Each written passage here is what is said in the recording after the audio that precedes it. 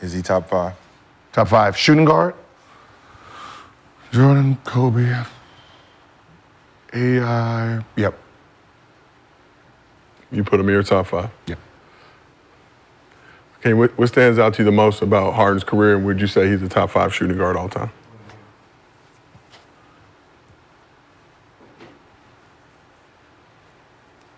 Let me see that list.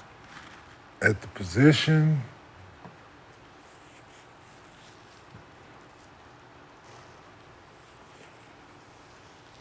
we got D-Wade, Cole, Chuck, Mike.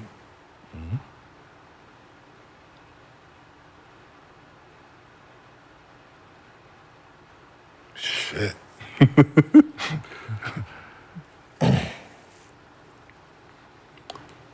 I don't know. I got to think about it some more, the fifth spot. But what stands out, I'll get back to you on the fifth one. Yeah. What stands out the most?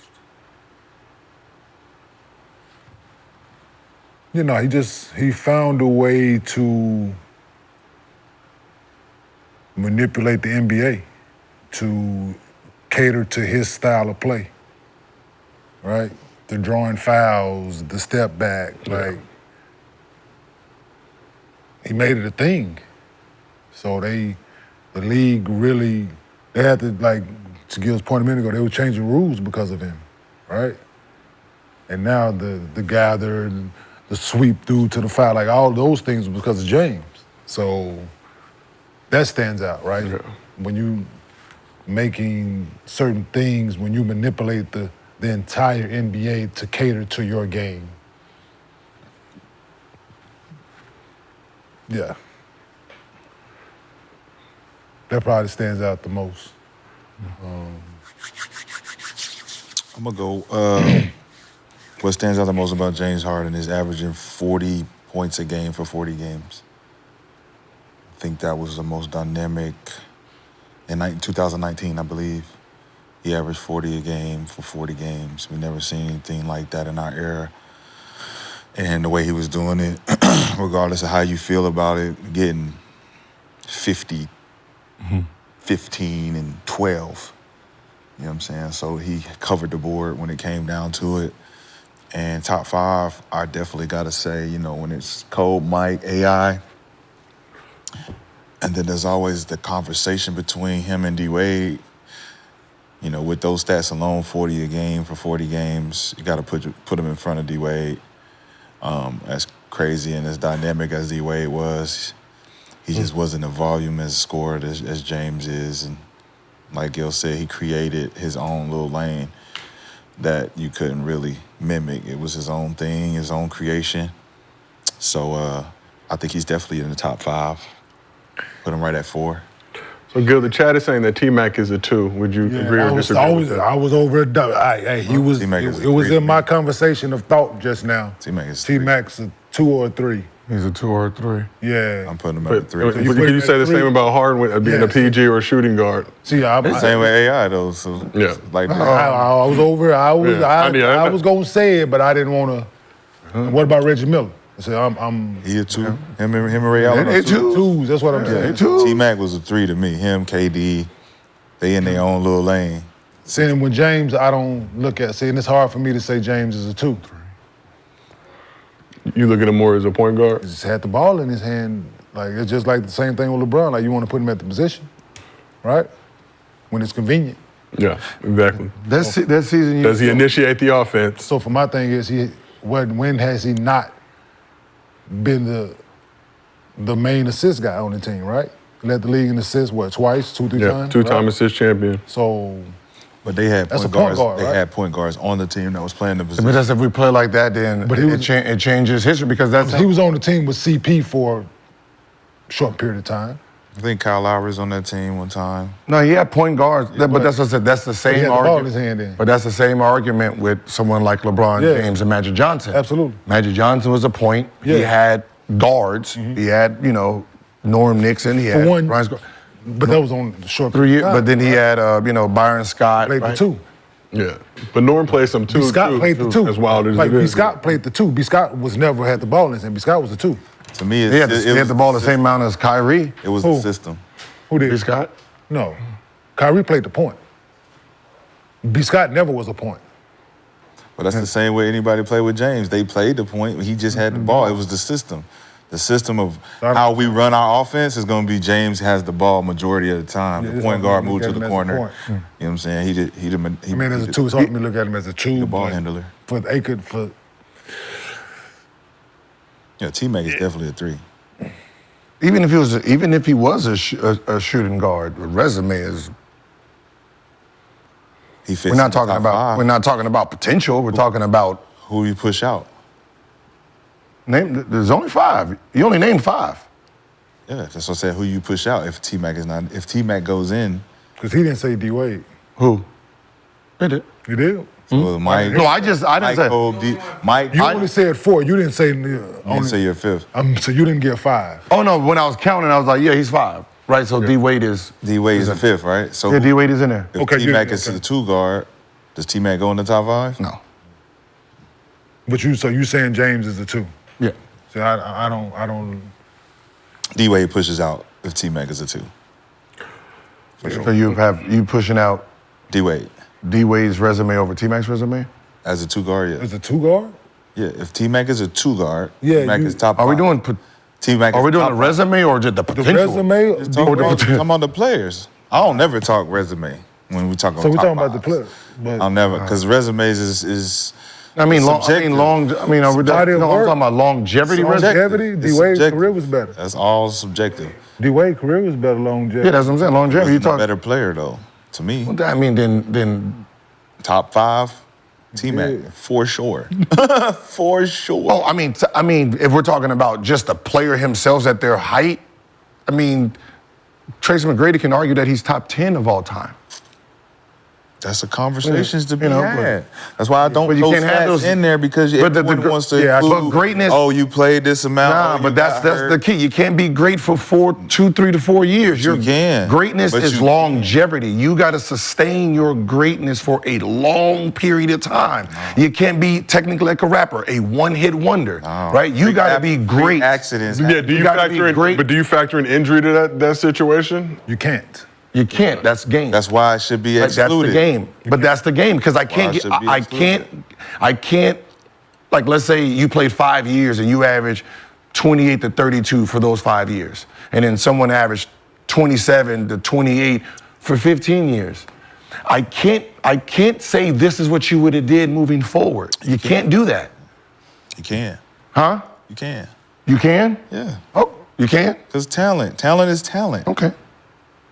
Yeah, I would If say- I D would Rose say don't get hurt, that's- D Rose becomes a generational type of talent. Okay, how about this? I'm going to do this then. All right, this player averaged 29, 30, 36, 34. What is the next year supposed to look like? Last year it was 34. So 29, 30, 36, 34.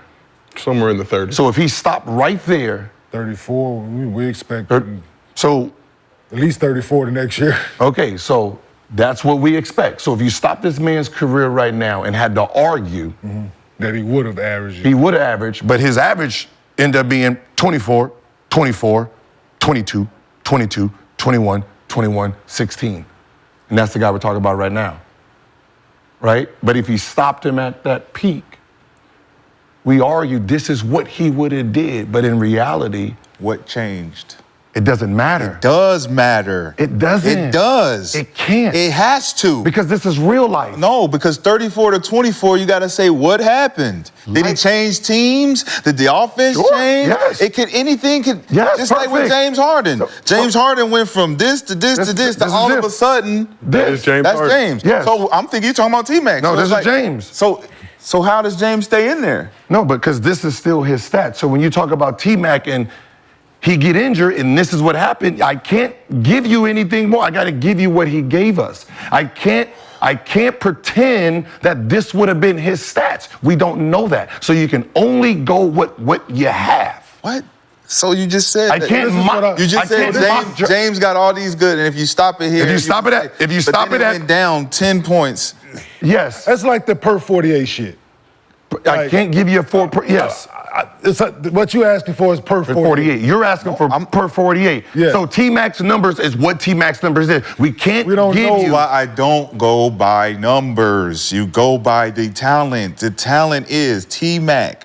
What we seen at this guy do for the league, for the game. At a short period of time. Bro, yes. he was, even if his numbers don't continue, he's top 5. So if I'm gonna argue with you, so if we're gonna debate that, I'm gonna put defense in the category, and I'm going with D-Wade because his defense was better than Mac.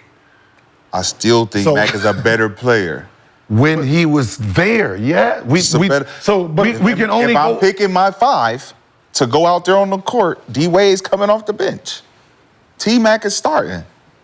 Period. But just like what you have to do, what you have to do is because he got hurt and the way his career ended, you're gonna have to stay in a certain time frame. You can't use his career now. You got to say the T-Mac in this year. I don't have to do that at all. I'm just gonna say T-Mac. T-Mac. For his overall body of work, T-Mac. See, T-Mac is T-Mac. Because when you're a hooper, even though you age and your knees might get, you still a hooper. You still got that J work. You might not be able to move the way you move. You still T-Mac. We know what T-Mac can do. Well, that's why our conversations are different probably than the masses, because you've actually seen these people, seen what they're capable of at their peak. But really, Gil, I think what you're saying is it depends on how long that peak actually lasts. Yeah, because I guarded him.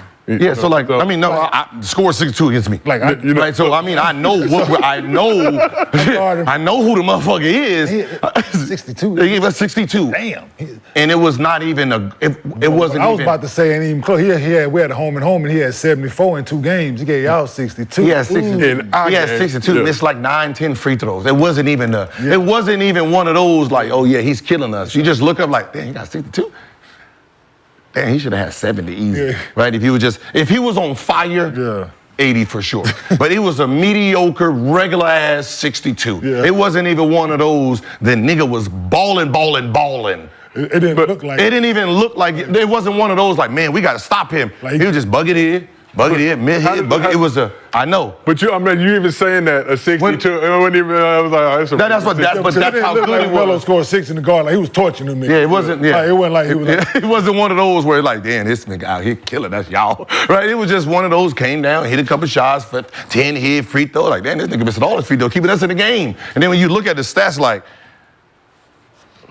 y'all know he should have had 77 against us, right? He should have had 77.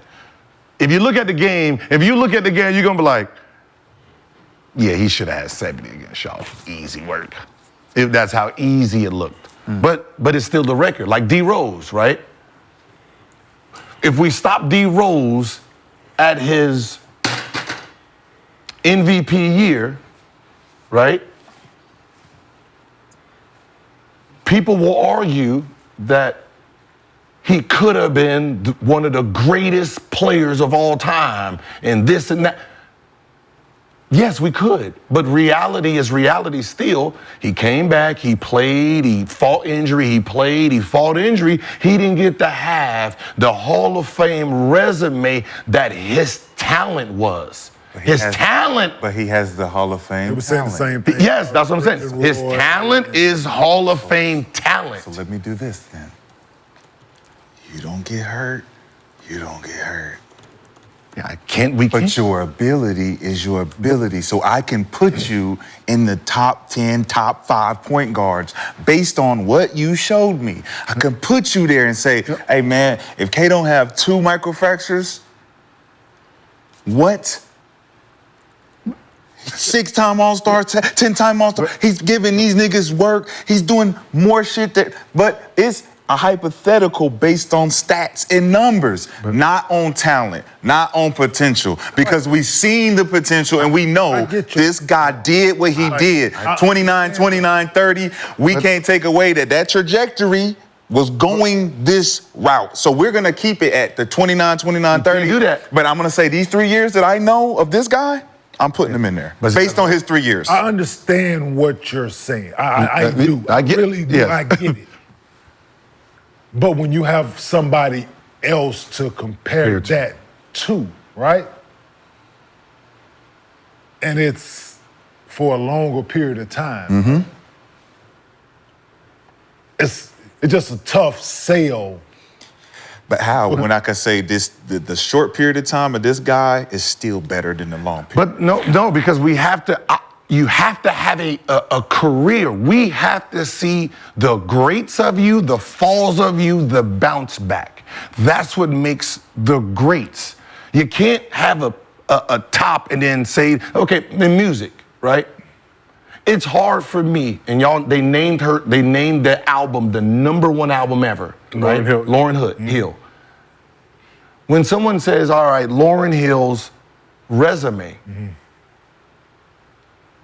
as an artist, yes, her CD itself, a masterpiece. My question is, what's the next one? See, if there's no next one, it's false for me. Why? Because you scored 100 points game one and you quit or back out and don't play another game. So now your resume gets to sit at 100. There's 81 more games. I gotta see where you finished at. What does the rest of the season look like? You do get to see where I finished. Because I retired at this my season. That's not your season. I won 5 MVPs this one season, and I said, you know what? I don't want to play no more. The competition is not up to par. No, but I gotta gauge you against someone who played 15 years. Even you gauging me against those 15, it's unanimous that I'm still #1. No, that one game is #1. No, it's unanimous. They unanimously still picked her out of looking at everybody else's body of work. Looking at everybody else. Y'all been doing all this shit. No. Who's still #1? The album is #1, not the resume. Right? But that wasn't the question. Who has the #1 resume of all time? No, because it's the #1 album of all time. Album. So you're only going on the album, not resume. Because you can't go resume. She don't need it. Because what I'm saying is, to be great, you have to be great for a long period of time. Don't. So when we say who's the greatest of something, you can't raise your hand and say, hey, I scored 100 points in one game. They're like, oh, cool. What'd you average for the season? 100. You said one game, right? Yeah. What happened to the rest? Wilt Chamberlain is a perfect example. No, he played games after that. But after that, he didn't do what he was doing in the beginning. Exactly. But he's still considered great. No. Think about what you just said. He scored 100. We're not saying Mac not great. We're not saying that. I'm saying his body of work is still greater than everybody else who played. But the thing is, when you mention Wilt, he's never really at the top of those lists for some reason, despite averaging 50 and 23 and whatever. But what I'm saying is, because if he was to say stats, he would. No, but what I'm saying is, you have to be able to play. It's like I'm scoring 100, but I'm scared to play in the next game because I'm scared for this number to go down. That's not how you're supposed to play it. You're supposed to be. That's how you're seeing it. That's not how she did it. I don't know. No, I'm just giving you an example. Like when we're talking about, so when people say one of the greatest artists of all time, right? And so we got Nicki Minaj, this, and she gets to go up. We can only compare this one thing versus everybody's resume, and that's unfair to her and unfair to everyone else because everyone else got to go great. They got flop albums. They got the bounce back from the flop albums. They had a dud, then they came back. They had to ride the roller coaster. That's the only way we can tell if you're built. You have to ride the coaster. But look, Nicki and all of the rest of y'all, which album are you gonna put up that you did against this one? My career.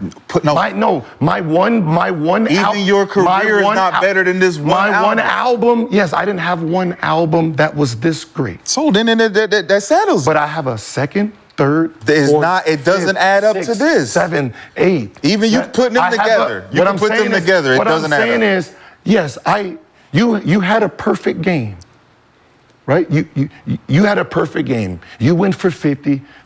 My first album went for 35. The next night I came and scored 40.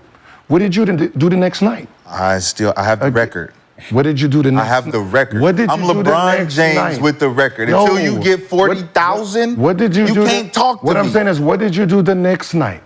The next night. I the watched next you night. try to beat me. I watched you try to beat me. But what I'm saying is, I failed and came back to become something.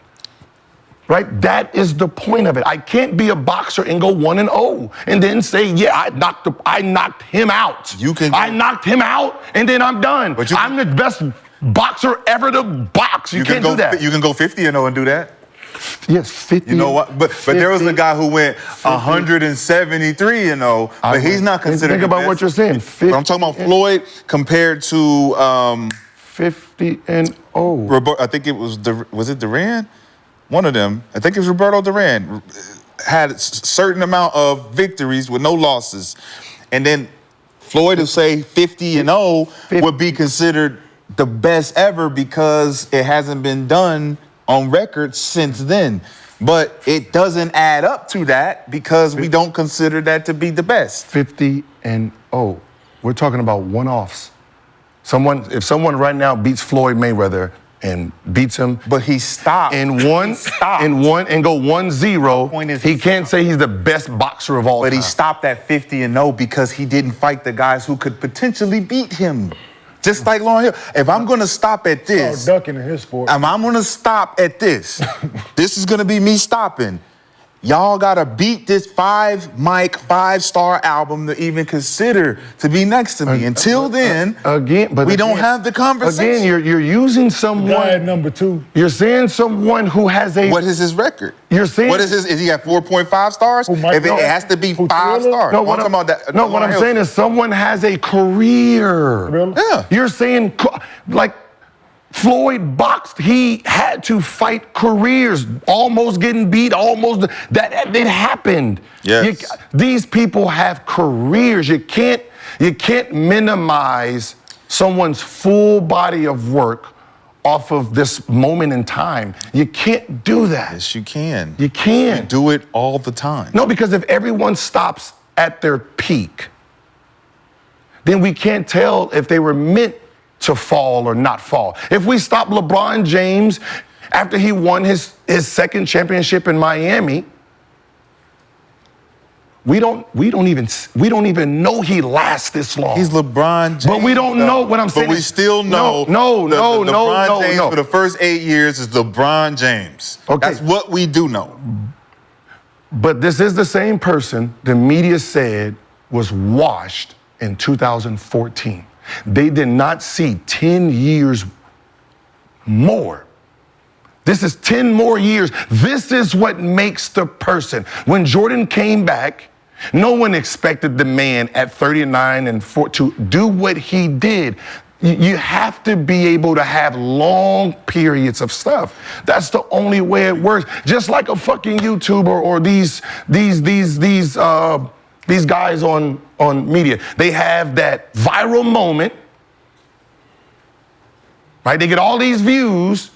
A year later, you don't even know who they are because to be famous, you have to sustain your ability to be famous. That's what makes Will Smith great. That's what makes Denzel Washington, Morgan Freeman. It's the body of work. I guarantee you, if we can find a one-off guy who won Emmys and all that for 1 year and you don't see him no more, he can't say he's the greatest movie star of all. Where do we hear from Lauryn Hill first? Fugees. Right? So Fugees. The Fugees. So the Fugees came out, right? Right. Ooh, la, la, la. That put them on the map. Then she did Sister Act, and then she released her body of work, right? So let's think about a name like this. Do you know this name? Lim Bias? Yes. Right. That guy, right? That guy, when he was at Maryland, we knew what route or trajectory he was headed towards. Right? And there was another guy in college at the same time as him that didn't hold a candle to him, that ended up being one of the, if not the greatest of all time. Did he go to Michael North Jordan, Carolina? right? So Lim Bias goes to a different team, does an overdose, blah, blah, blah. Hypothetical, He doesn't have a body of work for us to even consider. He doesn't even have that moment in time for us to consider. So we can't even put him in the conversation. He's not in no conversation. Right. So when you look at Lauryn Hill and you say Lauryn Hill has not only the body of work from this moment, because she won 5 Grammys up against these albums in this moment of time, there hasn't been a moment of time since to surpass her. And that's the point. So in the moment of time, when you look at Michael Jordan's record of 6-0 in the finals, 6-0. we haven't seen a moment in time that can surpass that. You can't keep using people who's done it multiple times. But it ain't all throughout their career, though. So Lauryn, that's a moment in time for Mike. That wasn't that's the 16 years. year. It No, wasn't 16. He's not 16-0. There's an 86 and 86 and 87 year, right? He didn't stop there. But he wasn't. He didn't stop there. He lost to the Celtics. It was 86, 87 was considered the greatest year in sports history for an individual. He did not stop there. He lost to the Celtics. But he did not stop as an individual there because the career wasn't done. But we only look at Mike from 6-0. We're looking at the wins, the championships. It's like, the greatness of Mike. He defended his title, right? He defended his title multiple times, right? Correct, right? 6 times. 6 times. What I'm saying is you have the greatest album then and still to today. I don't have to defend it. Did you, the album by itself, boom. How about the career? How about who's better? Don't have to So have when you have 5 from one CD, yes. But I got to compare you to someone who's did it 15, 20 years, and she has 20 or 16 or 15. She doesn't have 5 for 1. It don't matter. It does. That's what makes her the great. That's what makes it number 1. How that might be, you might have, what I'm saying is, we don't know the possibility of your career. That might have been the only CD, that might be the only great because we don't know what a CD 2 is or 3 or this and this, right? That's because the point. we don't, that is the point I'm trying to say. It's not enough. It's not plenty. enough. Because no one can duplicate it. You can't beat it. But before we move on, I got 3 things. It's a record. I can't, it's a record for this. For the category we're talking about. Best album of all time. Now, beat that. Now, who is the best rapper of all time? Female. Can you put her in that category? No. Okay. Because album of all time, it doesn't say female album of all time. I'm saying, no, not female. Who is the best female rapper of all time? I don't know the debate for that. It could be Lil' Kim, Nicki Minaj. It could be Missy Elliott. It could be a lot of different. Could it be her, though? Who, Lauryn Hill? Yeah. No, because it wasn't a rap album. Okay. What album was it? What is it considered? R&B. Okay, let's put her in R&B.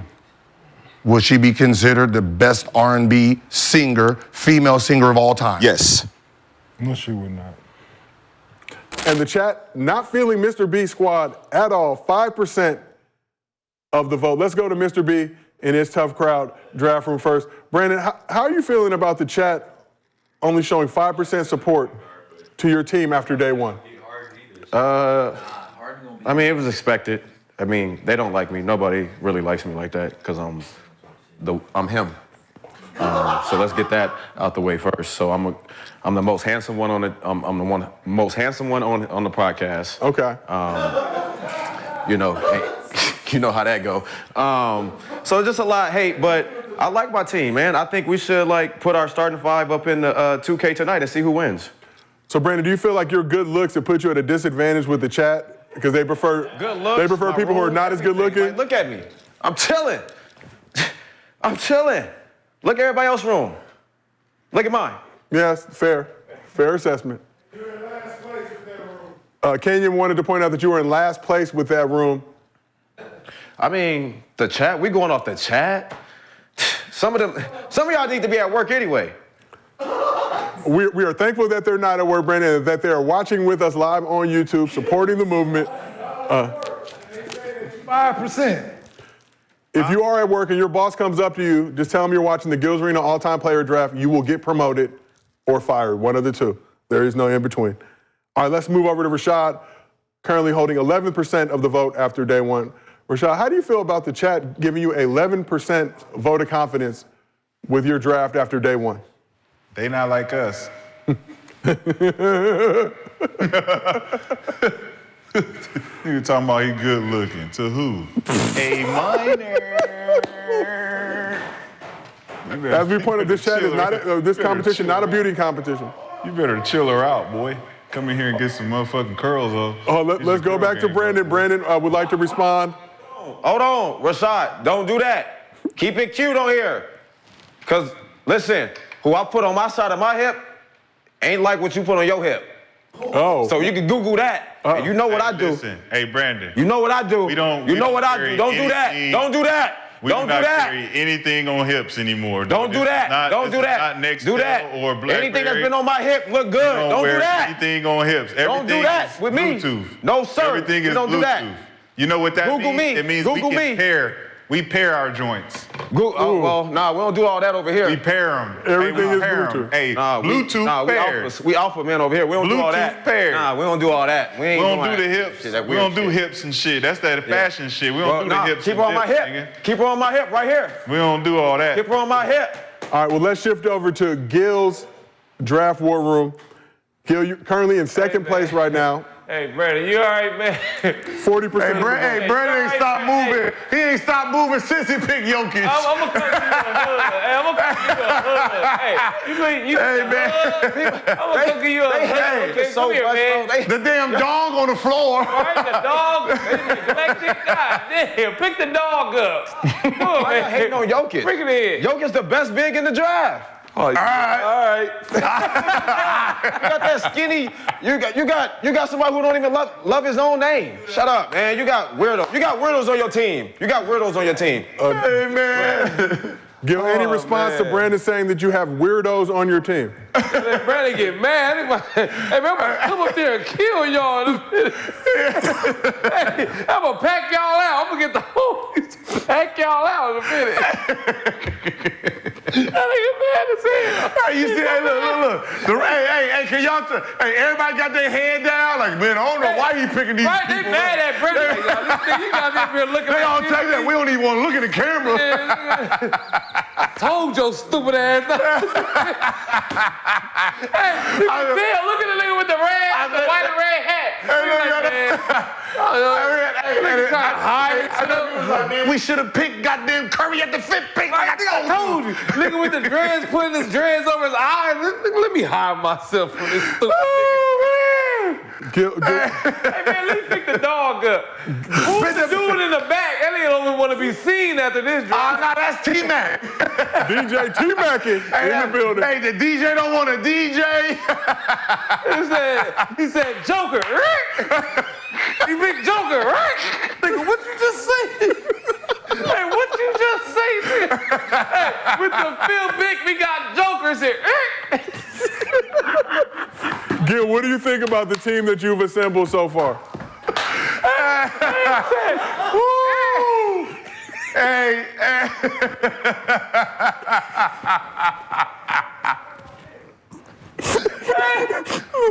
Nigga Brandon started saying, hey, y'all don't want to see me. I got girls. Anything on my hip. They do a work draft. Hey, the work draft after this. Hey, you know they done when they start talking about, you know I got in my room, Don't my do that. decks. Don't do that. Hey, don't do that. You know what I got. You know me.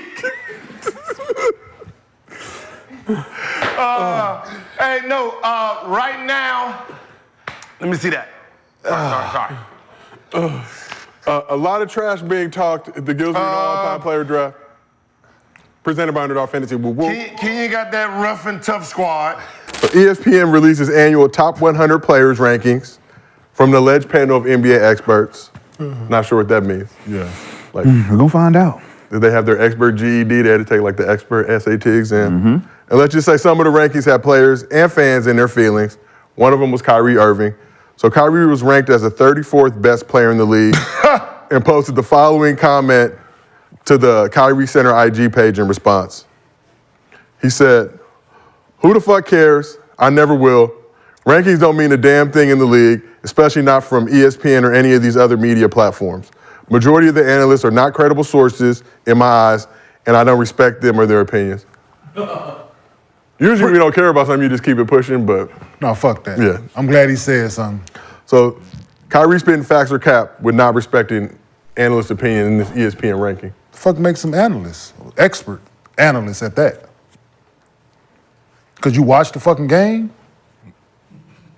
The fuck gives you expert on anything because you get your, I'm glad he fucking said something. No, that list is horse shit.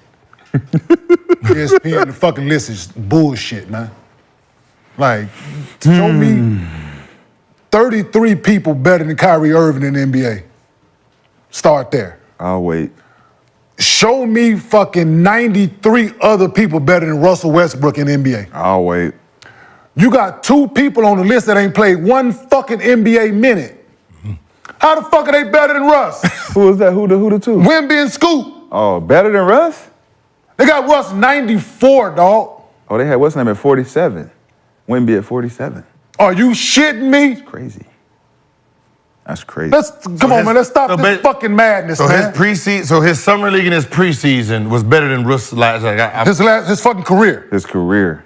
Like, get the fuck out of here, man. Like, you fucking idiots over there doing this bullshit, man. Like, no, let's show your face, man. Like, y'all want to put this bullshit out here. Show your face. Y'all got Kenyon triggered. Show your fucking face. No, that's bullshit, man. You ain't go tell. No, come on, man. But the list is supposed to be predicting the best player for the upcoming season. And I understand what I'm telling you. What it's supposed to be doing. Ain't no prediction. No fuck what you supposed to be doing. Nah. Because they did it with Cole when Cole was still playing. They got him at like 30. You can't predict. Man, that's bullshit, man. Listen, man. Right? It's supposed to be ranking going into the season. Yes. After what? Last year's performance. They had him 66 last year. Like, what I'm saying is, are y'all in the summer watching everybody work? No. Yeah. You're not watching nobody work out, so you don't know what nobody worked on. You don't know how great someone is. You don't know any injuries or you don't know nothing. So you're trying to be copycat lead on NFL because the NFL had the fucking players voting on the top 100. And that's what the fuck this should be. But let the players vote on it. But is it what you did last season, or are we talking about the player? Are we talking about let's talk about the top player, not what season he had last year? Because they put SGA in the top 10. Yeah. Oh, cool. So there's no way he can be top 10 if it's not just based on what season you had. His body of work last couple, he made first team off. Like I mean, that's what I'm saying. Last year, but he not better than Dame and Kyrie in the top 10. What I'm saying is it production? Is it their gift? What is it? I don't give a fuck what it is. The fact that you got 2 rookies on this list, man, is bullshit, man. Mm-hmm. Let's call it what it is. Like, who the fuck are these people making these decisions? Who putting this shit? What person upstairs looked at this shit be like, oh, this is excellent. Yeah, let's put this out. Like, it's a laundry list of you motherfuckers not doing y'all job, man. But do you know what needs to happen, though? Instead of us getting upset about it, we just need to make our, because we are the new media. Let the players we the new media. But let the players vote on it. But what did he say, though? He said, I don't respect your opinion because you don't have but the still, let the players vote on it. So if it's the new media, KP, Stack, Matt, Kenyon, like if you guys created a panel to create your list, it's more credible than their list. And you know the funny part is, and this is why this list would be dumb. If we, as players who played against them, who's watched them set, we can't even give you a list without arguing for motherfuckers. 100%. We'll be arguing 2 weeks about on just the top 10. Top 10. And whoever we left out of the top 100. If you let a bunch of basketball players in real time go in the room, the top 10 alone, we will sit here and argue for days. Yes. Probably be a fight. Yeah, absolutely. Somebody gonna get heated in that bitch. You're gonna stand up, get somebody's face. That has nothing to do with us at all. No skin in the game whatsoever. That's what we need to do, man. And we will sit there. There won't even be no top 100 because we won't even have a top 10. No. We won't even have a top 10. The way they got the list is constructed right now, 1 and 2. We'll sit and argue all fucking day about 1 and 2 right now. You got him at what? Right now, 1 and 2. He ain't even win MVP. Man, what? And they be like, oh, he the MVP. Yeah. Man, he ain't even that good. So he ain't that good. So it's a he got 2 moves, man. He ain't talking about, man. Like this boy, like, come on, man. It's like this shit AI computed. Like, They just throwing in the numbers, throw everybody stats in there, and then boom, it spit out. This is good. Expert analyst, my ass, man. You motherfucker horse shit. All you, whoever on the panel, and I said it. Whoever on the list, whoever y'all came together and put this fucking list together, all you fucking idiots. Like I said it. Even with it, it's like, all right, so they have number one, right? Is Giannis, right? Yes. Giannis is number one. Who's number two? Joker. And be Right. So what are we going off of to make? So the guy who won the championship last year Is number 2. is number two. The guy who won the MVP last number year 3. is number 3. The guy who's supposed to have been an MVP or number 2 is the number 1 player. Got swept first round. I'm just saying, Like a like, gentleman. how do y'all make it make sense? Like what? and the guy that didn't make the playoffs last year is over Steph Curry. Like we got Luka over Steph. Oh, that's Like, good. Yeah. Come on, That's- Giannis got gentleman sweep. They got Barry no man. No, but what I'm saying is, what is the metrics that They you won the actually- game. Tell How do you Barron to make be it make quiet, sense? Like, man. if they was- Mind your business, man. No, if they would have said, all right, the number 1 player in the world is Embiid or Jokic, we'd be like, oh, okay, that makes sense, right? Yeah, okay, MVP or he won Champion. finals. Okay, that makes sense. But a player who was clearly top 1 or 2 because of his record and his numbers, you had him 3. And then you now put a 1. Like what are y'all like? Yeah. Come on. It's weird. Fuck fat fucks sit at a computer all day. Going Obese. in. Fucking He going in. Obese. fucks. What's the difference? No. Joe, what's the difference? Fat fucks sit at the fucking desk all day and watch basketball and think they fucking experts. You talking about Brian? Whoever. It's- It ain't We're not just, to- I don't call no names. No whoever name. is. No name. I don't. No, I'm just saying, If he's on the list, he included. I don't give a fuck. They stupid. They work at ESPN. Yeah, all of them. It's just All of it's just make it make sense. Like what is? Yeah. Tell us what the criteria is so we can actually stop sitting here trying to figure out what's going on with y'all and we can see what y'all metrics is about. Well, they got to put their names on it. Like the way the top 3, how you ended the season, right? How y'all did it. This is the MVP vote, right? This is how y'all did the MVP vote. Start the season off like that. Then we won't argue. Right? Because it's easier. This is what you got. Then 6 months later, it should stay the same. What changed? Yeah, why did it? Not you were in the gym with How did it Giannis. change in the last 6 months? Here's a question. Did they do it last year? Yeah, they've done it. I think this They do it every year, right? 13th time now. So, who would you take out of what they got in the top 10? Would you change their top 10? Would you change it? What's the top 10? Oh, We move it around a little Move it bit. around a little Give me bit? the top 10. We can move it around. So we but I won't- don't got no problem. But we're talking about the best player in the world. Like I'm saying, are we talking about the best player in the world? Like just 1 player in the world? If they do it every year, we got to be number talking one- about the season. We When got to we're be talking about the number 1 player in the world, right? We're talking about, this has nothing to do with winning So or you'll nothing. go from 10 to We're 1 or talking 1 to about 10? Who is the best? 10 to 1. 10 to 1. Got 10, they got Anthony Davis. Yeah. Right? I'm moving them out. So I will read you. Can we put the list up too for Yeah, the, Let's the look chat? at it. Anthony Come on, Davis chat. is 10. Already got my substitutions ready. So, list is Giannis 1, Joker 2, Embiid 3, Luka, Steph, Tatum, KD, SGA, LeBron, and AD. And why they give Joker the same size box as they gave Giannis? Because they don't know who to put. But I'm just saying, should be a little bigger. I'm definitely changing. Yeah, because 1 should definitely be by himself, right? But from a I understand. Photographic. To make it work on the page, I get why they did. everyone should get progressively smaller. Yes. I agree. I agree. Because it'd be 1, then, yeah, I'm with you. SGA and AD got to go. And I'm putting Dame and Kyrie in there. See, there's no argument. There could be no argument with that. You know what I'm saying? You gotta leave LeBron and KD in just for longevity. I'm moving Steph out of 5th. He 3rd, 4th. Like, it just... It's KD, like we You're not gonna put KD top? What number they have Devin Booker? none. No, they had him 11? 12. 11, 12? Yeah, 11, 12. I mean, that's what I'm saying. And they got Kyrie at 40. What I'm saying is, 34. 34. this is the problem. If they did a draft, right? If they did a draft, Ain't nobody picking KD 7. Real shit. 7? You drafting Kevin Durant 7. Yes. Stop. Right? He gonna be 1, 2, or 3.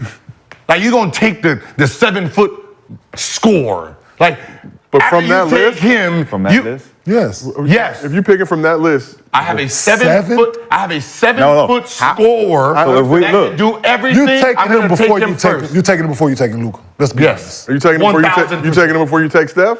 Yes. Taking him before I take Embiid. Steph and Embiid. Yes. KD? KD. Yes. I have a 7-foot Steph Curry.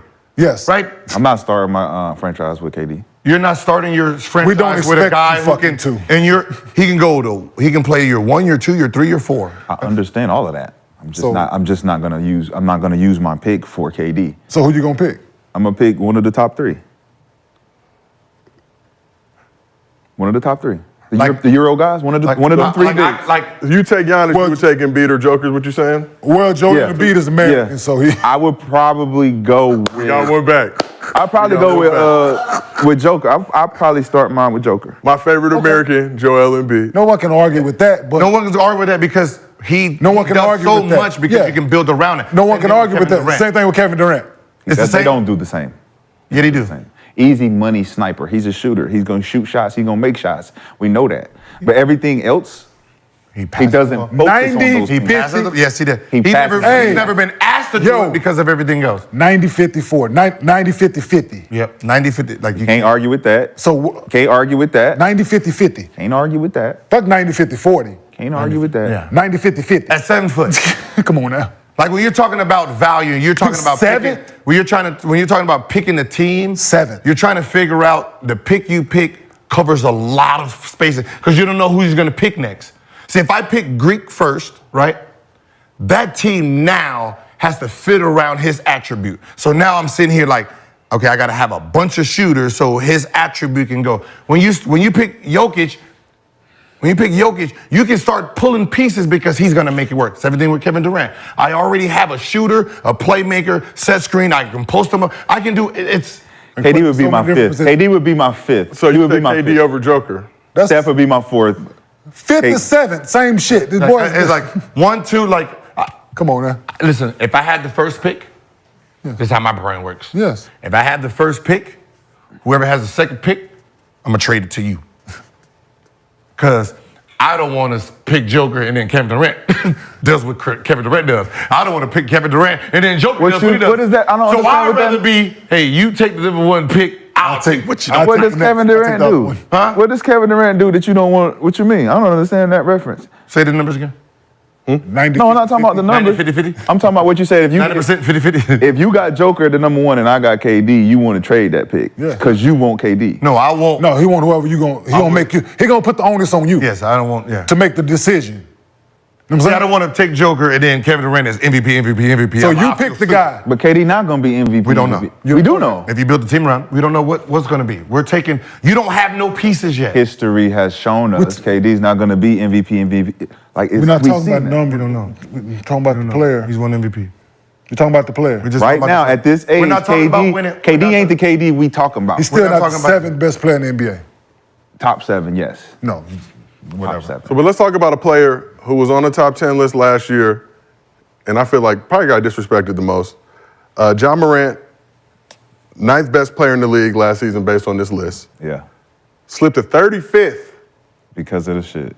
What does that have to do? yeah, with because you got these fucking fat asses sitting at a computer Emotional. judging people, emotional motherfuckers that Look at you, emotional. Like that's what I'm saying. Emotional Like baggage. everyone's judging this man. everyone's critique on like where someone is emotional, and they're in their feelings about something. Like you're in your feelings about like what he did has nothing to do with his all. ranking as a basketball player. Nothing. Like Zion, like trying to figure out where Zion is. You can't put Zion 60 something.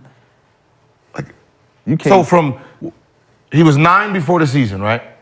Last Year. And how he played on that court was amazing. amazing.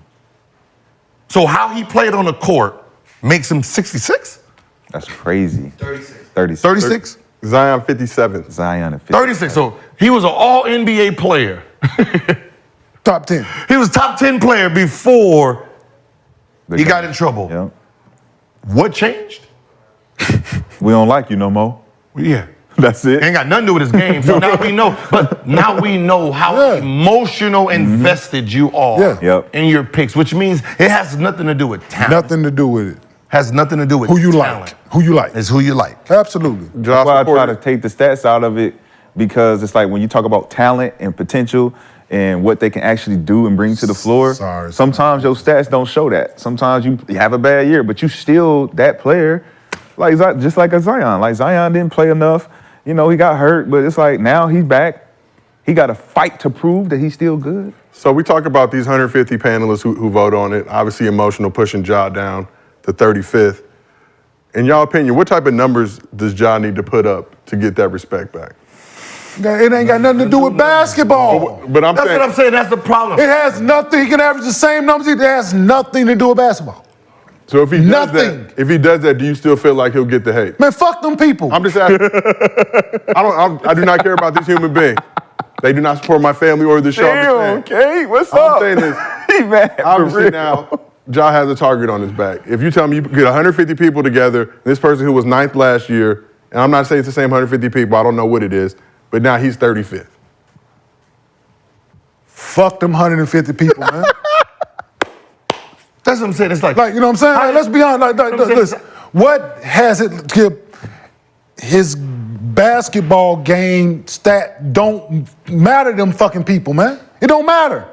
It don't. that's what I said before he. That's what I said. It does he not was the fucking hottest matter. man on earth before he got in trouble. Do you remember elbow at the den when he put the elbow, blocked somebody elbow, hit the Yes. backboard, like Jumping over motherfucker. This is who he was. This is who he is. What Still changed? is. What part of his game changed? He can only get better from here. Did he like go on a A slump or something? slump or something? Like, what did he do to change it?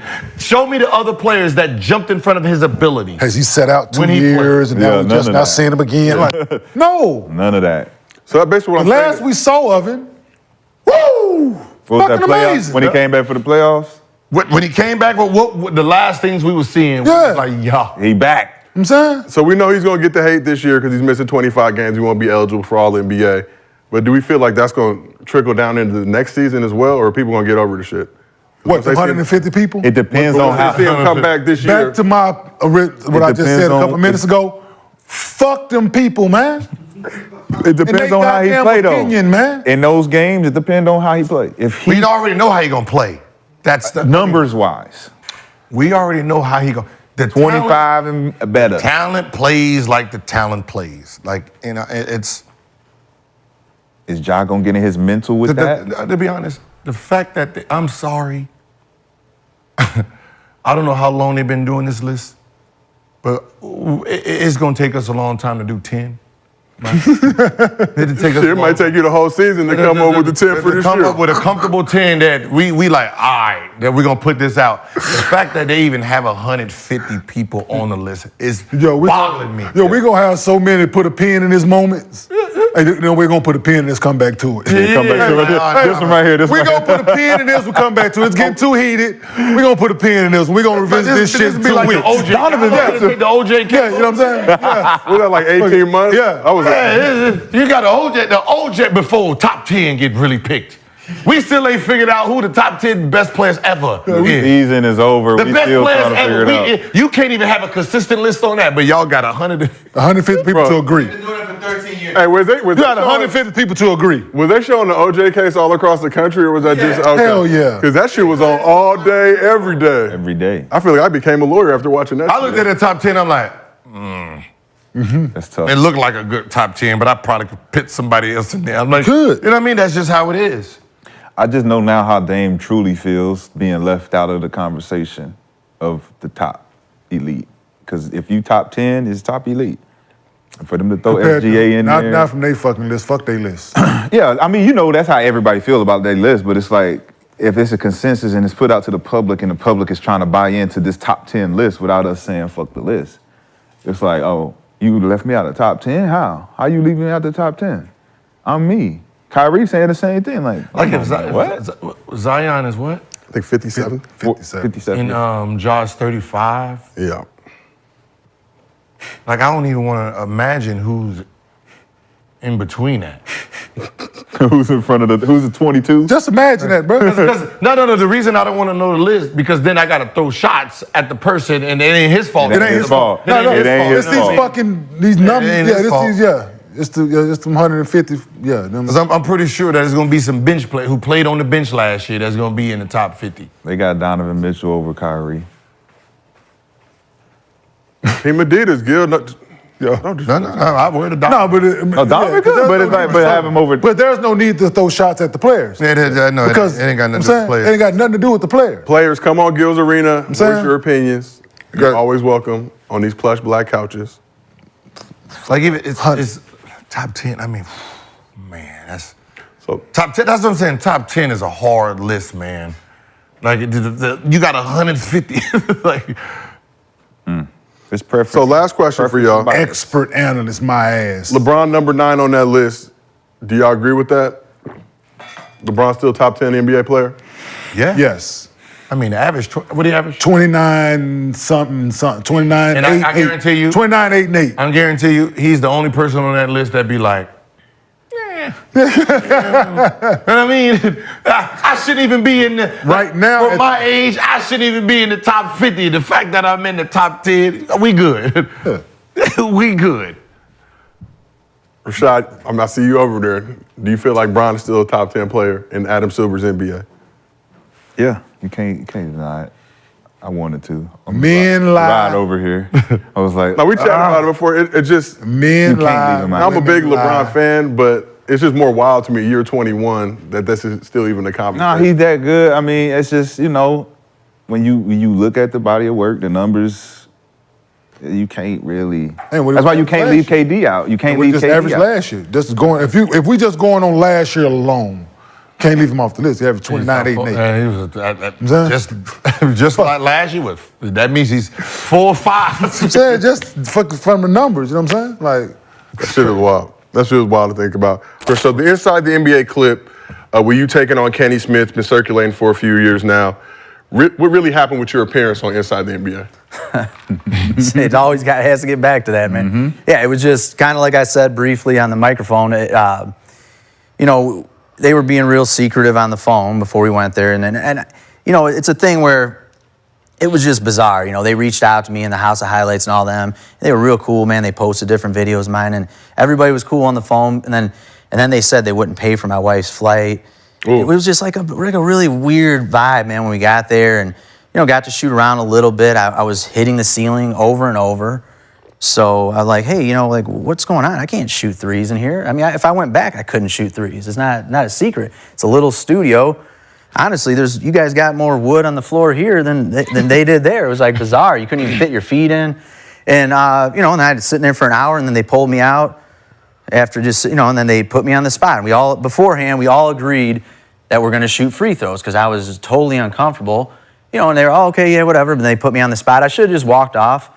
But I just kind of felt like weird about it because there were cameras everywhere and we were going live. And I think really what tipped it off was after the segment, they all thought it was funny and stuff. And, I spoke up for myself and they kind of, in a sense, shooed me and my wife out of there. We were, just like this, I was on the show and then I was supposed to hang out on the side, chill, do whatever. And they just kind of shoot us out because I spoke up and said it was bullshit, this isn't right. Oh, everybody knows you can shoot. You set the world record for NBA threes. I said, no, it's not it. I didn't come here to humiliate myself. You guys were all secretive about everything, and then we agreed to do free throws. You flipped the script on me, and everybody, oh man, you were with a bunch of legends. No. You guys might think, you guys might think they're legends. To me, those aren't legends. People who use you and just do, to me, that's like you guys don't have to kiss my ass, man, and I don't have to kiss your ass, but we can have mutual respect for each other. Yeah. Legends, to me, are guys who, maybe on the court, but, treat people the way you want to be treated. I know you guys are all about jokes and stuff, and that's what I was telling them. Like, yeah, it's cool to joke around, but, you're fucking with my life. And I knew what was going to happen before it happened, because I knew everybody was going to judge me based on it, and I didn't feel any pressure. Right. I was actually, confused, what the fuck, I'm shooting threes? Right. Or we said we were shooting free throws. It was just a really bizarre situation. The whole vibe, man, the whole time, my wife and I, from the time we got there, they just were he just got this impression that they just thought they were better than us, type of thing. And it was always, like, oh, they're joking, like, oh, man, you're a little guy, man. You're so little. You ever even played basketball? Oh, man, you got a man bun. Like, I'm thinking to myself, I didn't know this was about appearances and stuff. You guys look a little bit out of shape. I mean, I'm sitting there looking like. Are you talking about them and not because Rashad is No. He was looking at you. He's not talking to me. He's not talking to me. He was looking at you. He's not talking to me. I'm in shape. Finally, we got your ass back.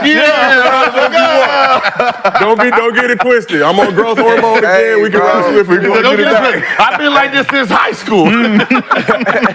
No, I mean, but seriously, that's what I'm thinking to myself. I didn't know, because they kept chipping away at us, like, before we got on air, and oh man, you're so, and, like, they wouldn't even let you finish sentences and stuff. I'm just saying, you guys don't look like you're in great shape, and then I'm like, man, you got buck teeth, man. I mean, you bald. Okay, let them know. I got a nice set of hair on my head. Why are you saying I have a man bun? I said, no, I got a ponytail, actually. Yeah.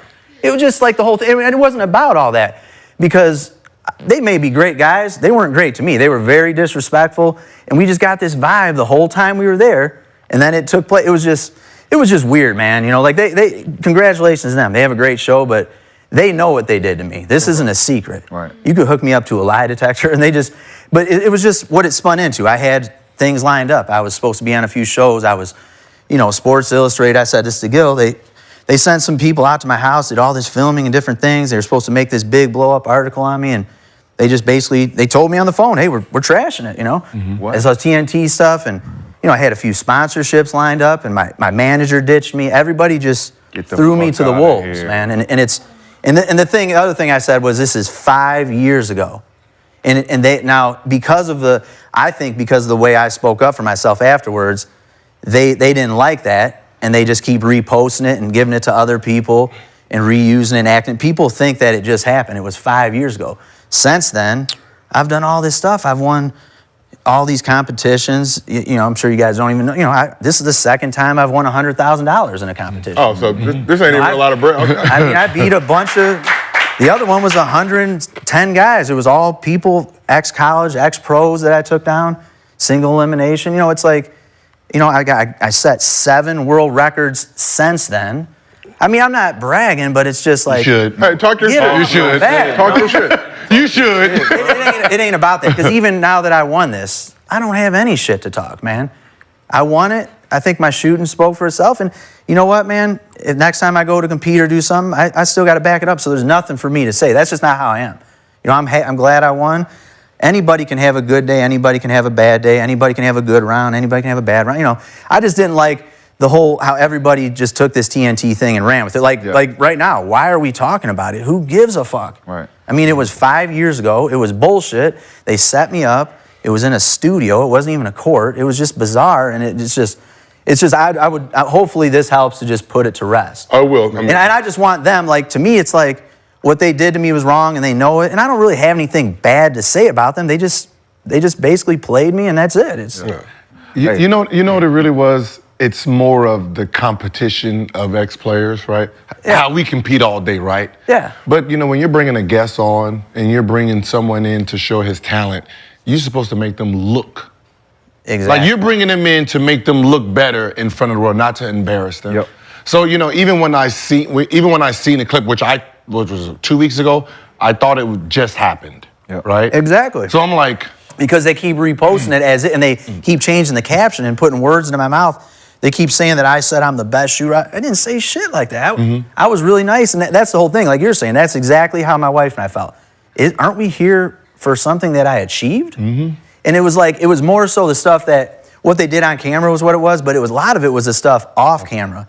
It was not one of them even said, hey man, great job, or nothing, hey, congratulations. It was never anything like that. Were they mean? No, but it was just weird, man. It was and it was like, we got the impression too, her and I, when we talked, it was like Ernie was off to the side. He was real cool, but it was like, he was almost like a dude that was like a kid on a playground watching another guy get bullied and just kind of standing by like, hey, he didn't say nothing, but that's kind of how the whole thing was. And like, what was I supposed to say? Okay, what the hell, I'm glad you stood on business. because that's what I do on a regular basis, and I've been shunned for it a whole lot. So I'm empathetic to you, and I'm glad that you be able to speak your shit, right? Yeah, I am Address it, right? Walk away from it and say, look, we've been over this shit, but look, it was fucked up what you guys did, and I don't appreciate it. But at the same time, you go on and you win 200, 300,000 in the last 5 years. So, I mean, I applaud you. Like, you are a hero to a lot of people, bro. And it's like, when you stand on what you mean and you speak up for yourself, some people don't like that shit. And that's what drives people to push you away, because it's like, who do you think you are to speak up for yourself? Yeah. No, I agree, man, because you don't, like, I mean, you guys can all secretly think you're better than me as a shooter. That's fine. I don't care. You don't, I mean, your competitor's just like me. Mm-hmm. You know, that's fine. You don't have to agree with me, but don't, you know, humiliate me and ruin my life and keep reposting. You know, that's where the line is drawn, and that's where I had the issue with it. And that's the thing. It's like, you know, have I played in the NBA? No, but I told Gil, I was a hell of a player. I don't even talk about that, man. Most people thought I was a better dribbler than I was shooter. You know, like, and again, this is my moment to tell people, like, I played in high school. I averaged almost 24 points a game. I was first team All-State Michigan. I was like the best guard in the state of Michigan. And I was also the only guard that played in the All-State game that didn't get a Division I scholarship, just because I was small. Yeah. You know, I Let played. a naysayer know. I'm not in the NBA, but I've competed. I've played in all kinds of adult leagues and tournaments against, you know, ex-professionals, ex-college players. This, that, you know, I've always been able to hold my own. I get my shot off. I can shoot fast. I'm not, you know, again, that's not what this is about, but everybody thinks they can block my shot. That this, you know, the way I shoot in a competition is the way I shoot in a competition. Yep. You know, I can get down and I can play basketball. That's how this began. I played basketball just like you guys. Yep, for sure. I love it. You know, so. Well, Anthony, we got a surprise for you. Gil's got a court upstairs. We're going to do a special shooting. No, I'm just kidding. I'm just messing with you. But one thing, even interviewing at the event on Saturday, just talking about what people don't realize, that clip circulated for 5 years, all the hate that you get as a result of social media and people looking at it and kind of trying to tear you down. So the floor is yours. What would you like your haters to know? Let a naysayer know. Not really a whole lot, man. Just, I mean, I kind of say in my piece here, just that, you know, hey, I'm just a regular guy. I enjoy basketball, and, you know, I'm a fan of basketball. And, you know, it's like, look, man, if you like basketball, you should like me. I mean, I'm into basketball. You know, I don't, you know, I mean, I might say a few comments on the side to a friend or my wife, different things, whatever. But, you know, I'm not going to get out there on social media and start cutting people down. That's just, you know, whatever. I mean, a joke is a joke, like I said, but, you know, people just take it too far. There's really nothing to say. I feel like, you know, as long as I keep doing what I'm doing, that speaks for itself. Yeah. I mean. So what you're saying is, you know, them naysayers, you know, the people that put you down, you know, they got the Gil brick, call them at 12. This is This is a congratulations.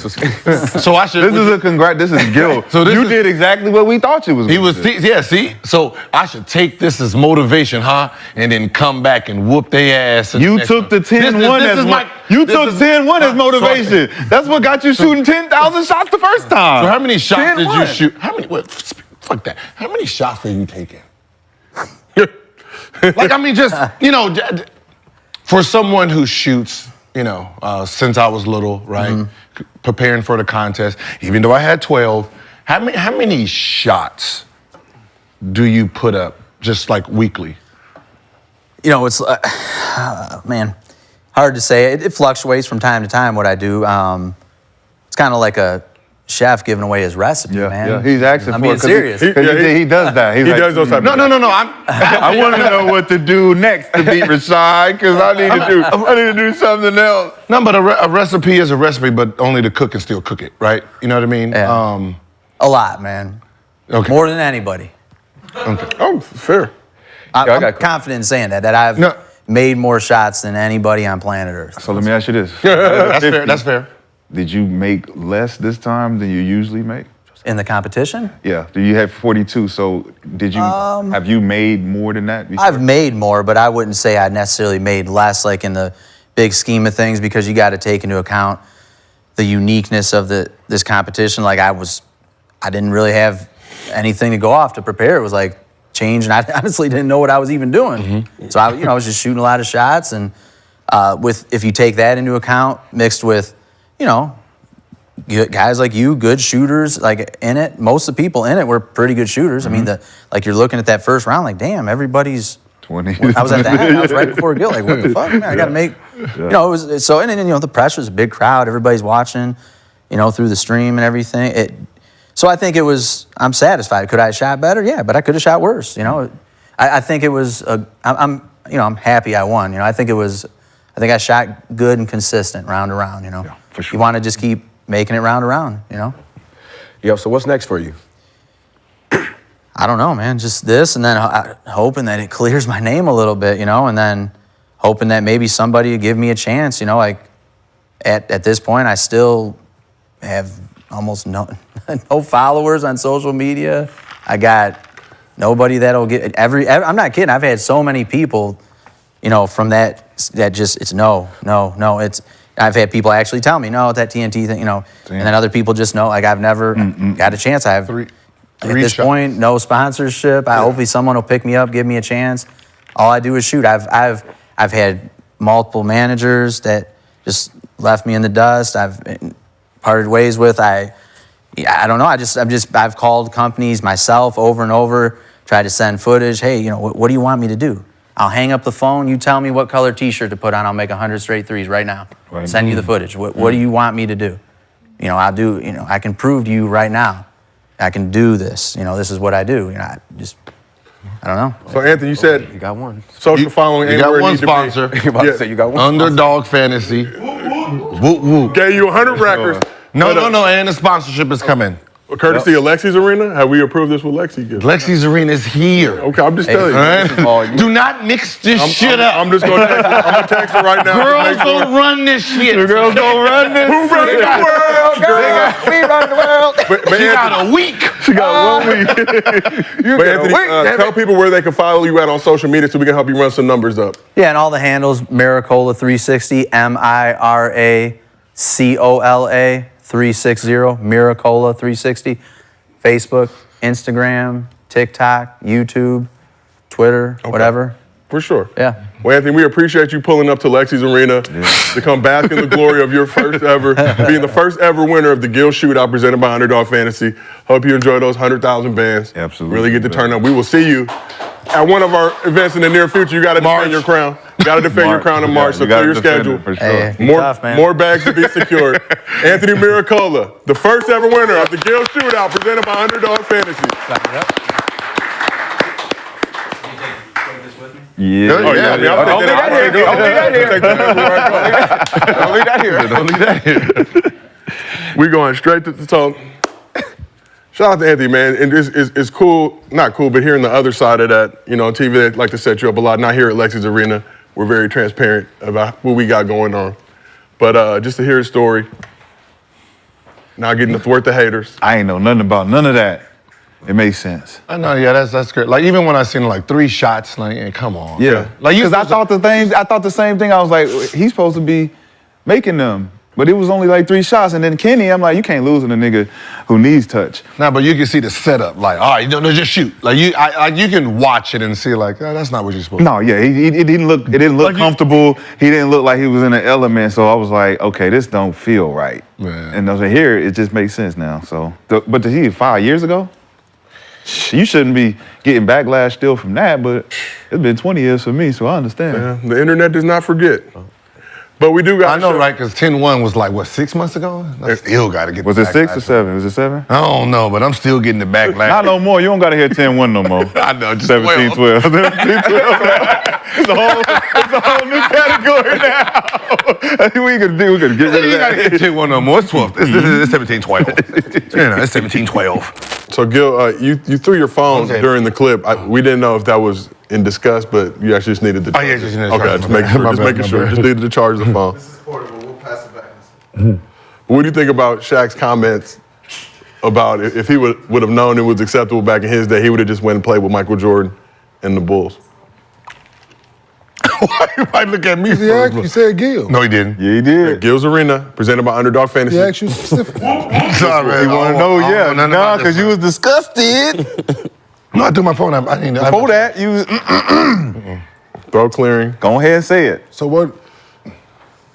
I was expecting Yeah, that's cool, but Hold on. Wasn't he on the team when Karl Malone and them came? Okay. But he didn't make the decision. But still, he didn't. He didn't leave. But I'm just like, they've been doing it. Like people been leaving, going places, man. Like, it's the optics with the KD shit. Not the fact that he went. It just that's who they just lost to, right? That's what bothered people. Not the fact that he went there. It's they just lost to them. They were up, and that's who they lost to. Then he joined them the next year. Like, that's what bothered people. But Ray did the same thing. But people don't want to talk about it. Yeah. Who? Ray Allen. Ray Allen did what? They lost. They lost to the Heat, and then he went and won a championship with them the next year. Miami. No one cares. No, I'm saying. Is it because Ray Allen wasn't as big as KD or had the potential? It all depends on who made the narrative. Which person said this narrative when that trade happened. That's all that really matters, because when does reality kick in for some of these old dudes, man? That's how I be feeling sometimes. I be feeling like the old dudes be mad at like the money these players getting, the rules, and they just always got something to say. It's just like, bro, like. But when you see the bread that some of these dudes are making, and not anybody in particular. But then be mad at your mama for having you early. Yeah. Nah, it's you know what I mean? Like, don't be mad at the players. Like, it's morality though. It's the morals of the game. That's what Shaq talking about. Man, back then, the morals of the game was, if I'd have known that it was okay to leave my main team to go partner up with other niggas that I'm trying to beat, shit, I would have just went to go play with Mike. If Larry and Magic would have known, like, all right, it's okay for me to go leave my castle. I'm about to leave my castle to go over here and play with these niggas. When you the king of your castle and you leave, you're not the king no more. So he wasn't a king when he came to LA. That's the thing. Like, he left for different I was an reasons. Orlando fan. We won 60 games. We were number one in the Eastern Conference, third overall in the NBA when he left to go come here. But he wasn't leaving to go team up with somebody. No, That's the difference. you're right. He didn't team up with a team that had 53 wins. Yeah, no, they didn't have a superstar. The wins ain't got shit to do with it. It wasn't no Magic. It wasn't no Kareem. It wasn't no Hakeem. It was nobody out there in LA. So it's Shaq with the be Shaq. No, because it was Shaq, So, right? So yeah, Shaq, so like, if I would have known that, If I I would have would've- just went and. But that's cap. But it's not. It is cap, because who had the cap? What'd you say? There was no stars here, but they were a good team because they had 53 wins without a star. So he felt that, they got all the money. Remember, he was a free agent, and he signed a $106 million deal. He signed right whatever now, think Orlando about where he was said he would have went. This is where delusion kicks in. I would have went to the Bulls, the championship Bulls. He's saying before that. I would have went. What do you mean before that? He was a free agent then. He would have went to the Bulls. That was the champs. That just signed 96. That just signed MJ to that 3-year, $30 million deal, which the cap was only fucking $38 million. So obviously the Bulls was not looking for Shaq, or could have paid Shaq the $10 million a year that he was trying to get. So that move wouldn't even been possible. Jerry Krause wasn't even looking at this for Scottie Pippen? Huh? Scottie and Shaq trade? I don't know if Scotty's barely. Michael Jordan just signed for $30 million. He killed the cap. That cap was, that's the same year. We'll go over. Same summer, the cap was taken off. Everybody he would have thought about going to, the cap was gone. Lakers was the only team, and he was under the table deal. He knew where he was coming. 53 wins, that's where I'm going. That 53, they got all the money. Here I go. But aside from that, let me see. He went to aside from Shaq, aside from us No, man, using that's the Shaq one as a leverage. but that's- I'm just saying, as far as the morals of the decision making, that KD is looked at this way and Ray Allen's not looked at this way, is because it's KD. It's KD, the star player. You just lost to these niggas as a star player, and you go over here and you play with the same niggas. But if that's the narrative you want to, look, we can use any narrative we want to try to discredit someone's career, right? We can use it all we want to try to discredit. But I swear to God, when he went to Miami, he's trying to chase a championship. What teams did he go to try to get the championship, the 5th one? Cavaliers. Who was there? Celtics. LeBron James at the #1 team, he jumped Phoenix there. Suns. Boston jumped there. Phoenix Suns, he tried to get his 5th championship, and we're not going to pretend it didn't happen. Yeah. Come on, we can't do this. We don't care what year your career was. We don't look at you no different. And them teams was already. If you would have had 5 rings or 4, you're still in my top 5, period. Are you saying that Shaq is a hypocrite? All Yeah, of the them team are. already was established. Your history is hypocrite. If you're not the main guy, Shaq wasn't the main guy. No, when he was trying to chase it? Yeah, he wasn't the main guy. No. He was a contributor. But that's what I'm saying. But because there was no social media to point it out, they get to pretend that their life was this stellar thing. That's the only problem. He won 3 titles as the main guy. Yeah. That's why he can stand on it. But he left to go do that. He left to go do that. He didn't do that in Orlando. He got drafted by Orlando Magic, #1. How many championships he got in Orlando? Not a near another. But to his defense, he didn't join forces, and that's what the He conversation is did about. join He forces. did not. He left here No, because he did not. Michael Jordan came No, back. he did not. He left. We won 60 games. Forces. Who did he join forces with? Eddie Jones? Eddie Jones and Nick Van Exel?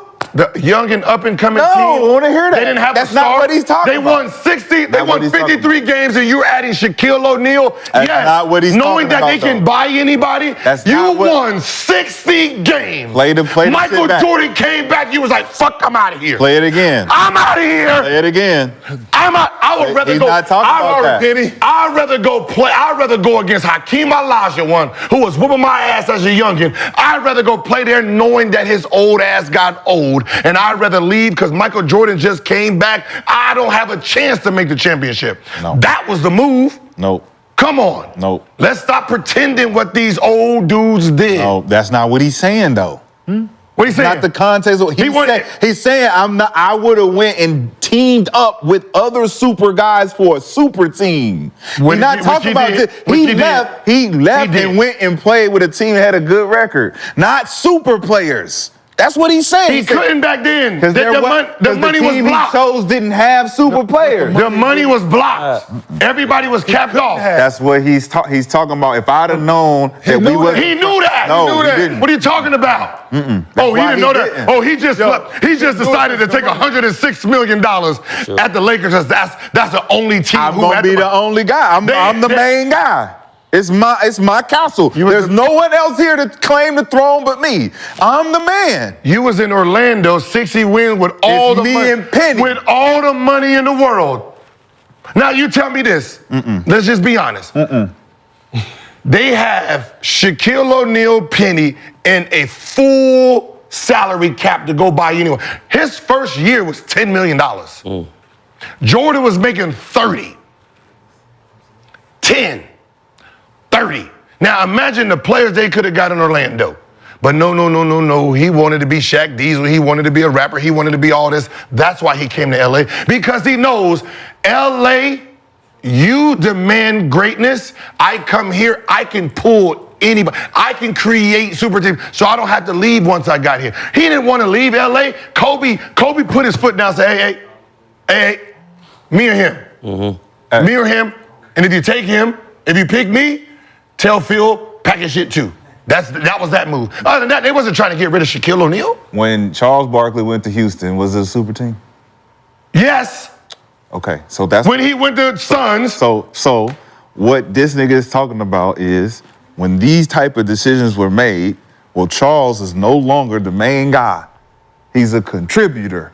He goes to Houston, but you consider it a super team because now he's leaving a team where he couldn't win in Phoenix. He was the main guy. Who was the man? Charles in Phoenix. Then he goes to Houston where he's not the main guy. Hakeem is the main guy. But now we think we got a better chance because we got another guy who was the main guy and blah, blah, blah, blah, blah. Shaq is saying when I was in Orlando, I had the opportunity to go wherever. I went to a place where I'm still the guy. I'm not teaming up with nobody. I'm not teaming up. Why does it matter? Why you gotta leave? That's his context of what he's talking about. I don't give a fuck how he uses the That's logic. I don't care how he uses his logic. You're switching it though, because that's what he's talking about. He's talking about teaming up. He said, if I knew, I would have went with He Bulls. put everything in context, though, right? Yes. He left things out about what Gil is saying. If the way things are lined up now, as far as money and certain things, it was possible. But then it wasn't, right? If he gonna say that, he need to say the whole context of the story, right? The money was this and this and this. Teams was more handicapped then than they are now. So he went to the best team that had the most money. So what Gil's saying, it was physically impossible for him to go join Chicago. But that was one team that they did. What I'm saying is that one team that he's referencing. They did not trade Shaq because he said Mike. They didn't trade Shaq. Shaq was a free agent, so Shaq got to go wherever he wanted to. So he took the team that had the best team and didn't with have the any most other money, and didn't have any other superstars. But who was it? What Gil is saying is, if it was possible for him to go play with Mike and get that same amount of money, would he? That's what he's saying. He wouldn't have, because they frowned upon that. No, they did. Shaq saying he would have. He would have. If it was acceptable. It was acceptable. Morally, it's not acceptable. It was acceptable. He's saying niggas wasn't doing that shit like that. That's what Shaq is saying. Clyde Drexler just did it. When? When he went with Hakeem. When he went to Houston. Clyde Drexler was the man in fucking Portland. But that's what he said. He said, I would have just went to Portland. He's saying, I would have just went to Portland and teamed with Clyde. It was acceptable. Portland in 95, 96? That's what Shaq was saying. They didn't have the money. It's the same thing Barkley tried to do. Barkley tried to go to the same fucking team. I want to be traded to Portland because they just went to the championship. Portland's like, we don't need you. We don't want you. All right, who's the next best team? Phoenix? Let me go to Phoenix. But that's what Shaq Now they want to say, these guys are trying to super. The same shit you just tried to do. But look, this is what I'm saying. KD, in Shaq's defense of what he's saying about KD, is the fact that KD came from being this guy with 3 other superstars, and you're going to this team with 3 other superstars. And it's like he's saying you're not going to be considered a GOAT in my book because that was frowned upon during my time. But then why did you try to do it? Why did you do it? He didn't try to do it. He did. He didn't. No, he didn't. You're just saying that if it was possible to do it, he would have tried to do it, but that ain't the case. Like he was a free agent. He went to LA where there was more superstars. But he don't. So the Miami thing, right? The Miami ring, right? If he don't, who team was that? What you mean? Who team was that? It was Shaq. It was Shaq team. Are you serious? Yeah. The Miami team? Yeah. That was his team? Diesel. Okay, so whoever's 35 in the final, whoever's 35. Yeah, that was in the finals. That's in the finals. We gotta let young fella do his thing. But it's my team. I just want to ask you a question. So when I said he ran from the Bulls, this is the year the Bulls went 72-10. They went 72-10. Orlando was second with 60-22, right? So I'm a free agent. We just won 60 fucking games. Now I got to try to find somewhere to compete with Michael Jordan, right? San Antonio has who? Can't go to San Antonio, right? David Robinson and Tim Duncan. Can't go there. That's what he said, though. Didn't he? He said San Antonio was one of the teams. I can't go to San Antonio. They have David Robinson and Tim Duncan. Where am I playing? It's no money. But where am I playing? But they got 2 bigs. They already got 2 bigs. Yeah, it's 2 bigs already in the money. Jazz. And they don't need it. Jazz. Karl They Malone. don't have no money. Karl Malone. Salt Lake City too. So that's number 2. The third best team. Lakers. Oh shit! And they got money. And they don't got nobody over there. They got all-stars. Oh my gosh, bro. He goes to the team. Oh my God. What I'm saying. They don't got no Karl Malone. They don't got no Tim Duncan or David Robinson. They don't got nobody over there. Are you not listening? Right? I know we always both right. Hold on, no. He just want to be louder. No, you're trying to do what Shaq did. There's a team list. Boom. There's 1, 2, 3, 4. My black ass is going exactly down the list. They don't need me. Okay, 2. They can't afford me. 3. Ooh, They got all the money I want. Let me go here. Makes sense. You're still going to the number one option exactly for you. On The top. third best team with the money. If they didn't have the money, he was not going there. So you can't use the narrative that you want to make him look guilty when you look guilty in the same type of narrative. If Shaq sit here and say, Gil, you're wrong because I didn't say any of the shit that you're saying. I said no, I said no, I said no, and then I said, you know what? Let me go here because this is the team that's open.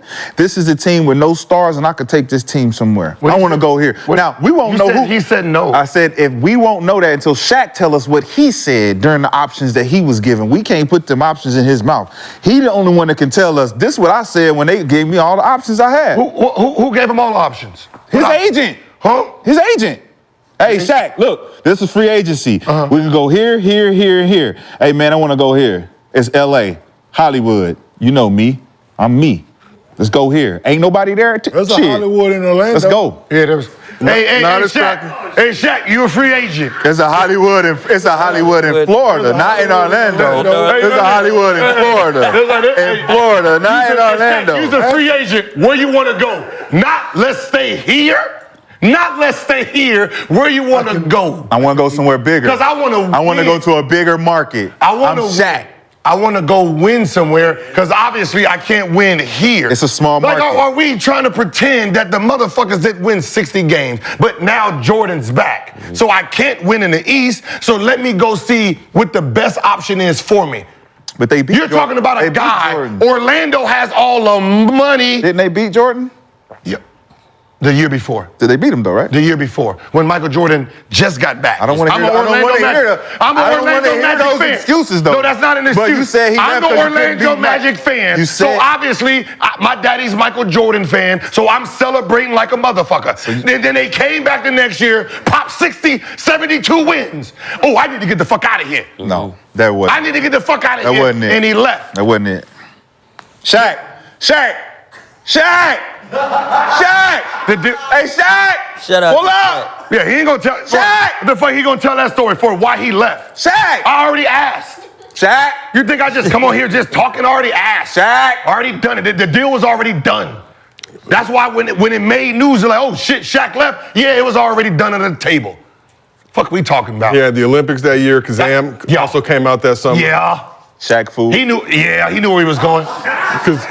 Kazam also They need to stop hit calling theaters that summer. The reason they can do this because there was no social media back then. And there's no players to call them out because the media then didn't call them out. So when they say this shit, the media is not gonna call them out now. That is a problem. See, they don't, have you noticed every time I research one of them motherfuckers, they don't never respond. Whenever I research them and give them their truth, they don't respond. Shaq. There it is. Shaq. Big Diesel. Hey. Trying to get this, man. All I'm saying is you gotta explain why you had 60 wins and left. I mean, That's the point. Shaq, if you would like to refute you're number any of 2 in Gil's the East, claims, why would you leave such a great situation? Shaq, if you would like to refute Gil's claims, please pull up to Gil's Arena presented by Oh, here's the Underdog question. Fantasy. Woo, woo. What happened to Orlando after Shaq left? We went downhill. What happened in What is LA the when question? Shaq What is got the- there? Okay, what is the question? I just wanted to know. I just want to know why you would leave. You have 60 wins and your team is popping. Because when I left, my team didn't have 60 wins no more. Or you just, because I know if Jordan never came back, Orlando was winning the championship. It's just like LeBron leaving Cleveland and then Cleveland That's 60 wins. moving and they No. Yeah. taking So- my talents to South Beach. Because why? It's a bigger 'Cause I wanna fucking win. market out here. So that's exactly More bigger market out here. Yes. But y'all kind of So- saying the same thing too. Different. But he don't want to blame. That's what I'm saying. He does that. He does the same thing, but this is what he does. He don't want to let me win. So if LeBron is being penalized for it, why aren't we pulling the people who are trying to throw the narrative? Yeah. I'm with you. Stop Because he didn't join a super team. Stop That's tearing why. down. Stop tearing down this era, what they're doing when they're following the era. Stop tearing down the era, talking about their prima donnas when you was a prima donna. Stop doing that. Because social media gets to carry yours when the social media didn't exist there. But you was prima donnas too. You did the same thing. You pouted and complained, right? Do we have to go back to articles? Do we have to go back to Gary Payton saying you a tantrum tantrum because when you came to LA, Dwayne Wade was going back and forth with Kobe, and you like, oh, hold on. Go to Google. He wants to shake his head. Can you go to the first time they played the Lakers and see how many shots Shaq shot and see how many shots Wade shot? And then when they went to Sacramento, who didn't play because he was pissed off? Please don't tell me it was Shaquille O'Neal. And then Gary Payton had to say, hey, hold on, big fella. If we're trying to win, we have to give him the team. Is that was in the article? That was in the article? I don't just say shit. I'm just saying. Was that in the article? That was in the article? That was good. What? Where did this information come? It came from an article? So, hey, first day Miami at Lakers on Christmas. If you ain't know nothing about this motherfucker, he just ain't gonna say it. So first game, Miami at Lakers. I remember being in the Fox Hills Mall during that time. Shaq came back through. It was a momentous occasion. He was back in LA. Shaq the Claus, whatever he called himself at that point. D-Wade took 26 shots in that game. Shaq took 19 shots in that game. And then, who they play next game? Was it Sacramento? I think it was Atlanta, but let me double check. Shaq! I mean, I thought you was his defense attorney. She getting itchy around here.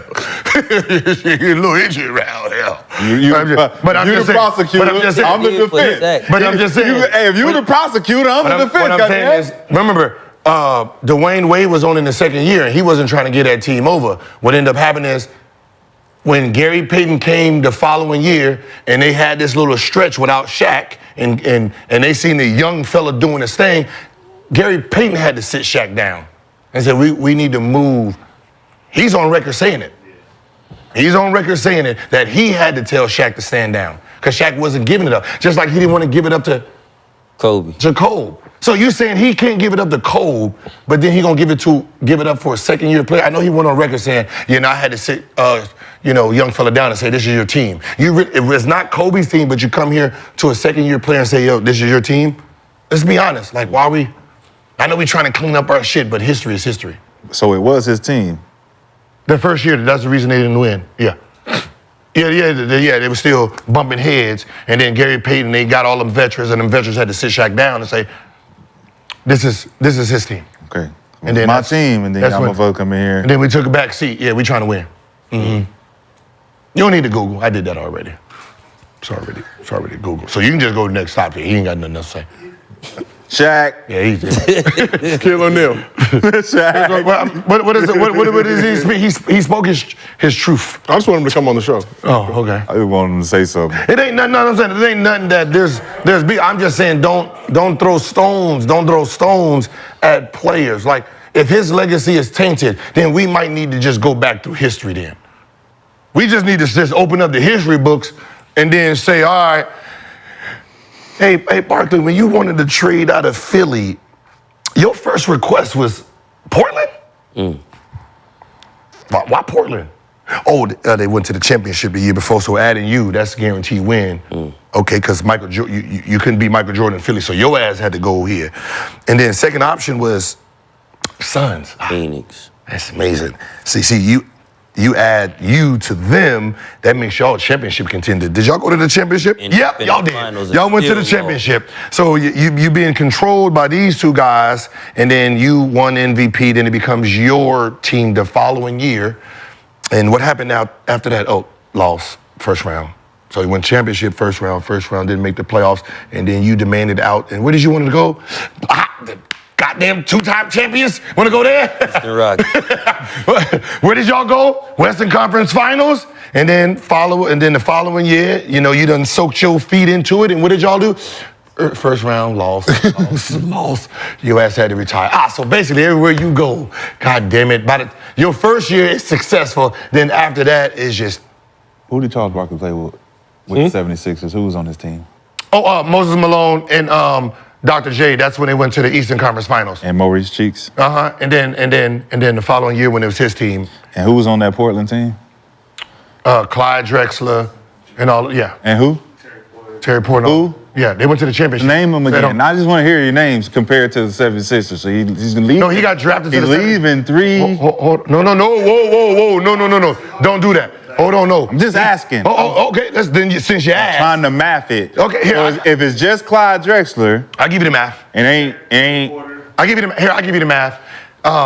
Was Kevin Duckworth still there? What happened is when he got drafted to Philly, he was not happy with it because where he was going and then the money that they promised him wasn't it. So he didn't even want to be there. Right? He did not want to be there. Did not want to be there. They already had superstars, right? He's not that dude coming off the bench a little bit. They leave and then it becomes his team. So they went to the Eastern Conference, finals, and he's third, fourth option on the team. When those guys, think about the names I'm saying, Moses Malone and Dr. J, they're old. They leave, and then it's his team, and then from there, just like any follower, we're gonna make a left, and then we're just gonna go downhill from here. And when he had enough of going downhill, he wanted to go to Clyde Drexler and them, who went to the championship. 50-something wins, like they had 50-something, even Phoenix Suns. 55 wins, 53 wins, 55 wins. That's where he decided to land his feet. Remember, he was so happy that they chose him. He had to wear 23 in the All-Star game. Thank you, Mr. Colangelo. I wear 23 because that's what you wore in college. Yes, sir. Yes, sir. He was so happy he went to a team that wanted him. That he wore 23 in the goddamn All-Star. I've never, ever in my life seen a dude who has his own fucking number, 34, go to the All-Star game and think another person. Think, I appreciate you. Thank you, master. I don't think that's a verbatim quote. I don't like no whips and I don't think that's what he said. Let me hear. What was the quote? What was the quote why he wore 23? It's not. I don't think that was verbatim. The math not mathing, man. It's not mathing. The math not mathing. What's not mathing? It sounds good. What is not mathing? It's just not mathing. Which part?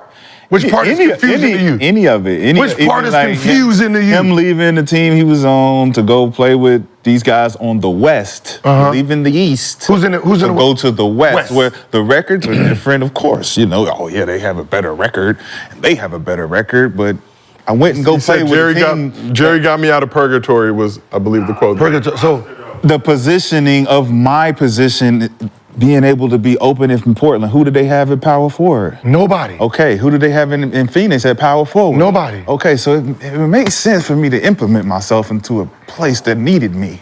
A place that needed my position. They need my position in this place. I don't want to be over here. I never wanted to be here. Get me the fuck out of here. Where can I go on the West? Did the Warriors not need KD position? See that? You see how you do that? Yes, they needed a small forward. Okay. Why? Why did they need a small forward? Harrison Barnes? No. The year before, they lost because LeBron James. And who was guarding him? Nobody. There was no offset for that. So opening. Here's an opening. So why is Kevin Durant going to a place he going to a good team that needs him? Charles Barkley was trying to go to a team that won 6, that went to the championship, and they say, if you add me in this position, boom. Because I don't want to be here. Okay. And Kevin Durant didn't I don't want to. So why are we? I don't want to be here. You see how we that's my thing. The same thing. So why are we penalizing them? And you guys are like, oh yes. I never said that the KD situation was a bad situation. This is what he's saying. But I'm saying that Shaq's morality of why it is a bad decision comes from the fact that it wasn't allowed to do that shit back then, in his mind. I don't give a fuck about his mind. Reality is reality. So in my mind, I'm the great, just like you do. I'm the greatest motherfucker of all time. And then there's reality. Right? You can't prove me wrong. Y'all ever play Campbell Hall? Nah, y'all still. That was. Gil ain't played nobody in high school. The hell? I played Gil Crenshaw. ain't get real competition until he went to Arizona and then he got to the league. Crenshaw, I played That's how you Westchester. was on them teams. Gil ain't played nobody in high school. Who was on those teams?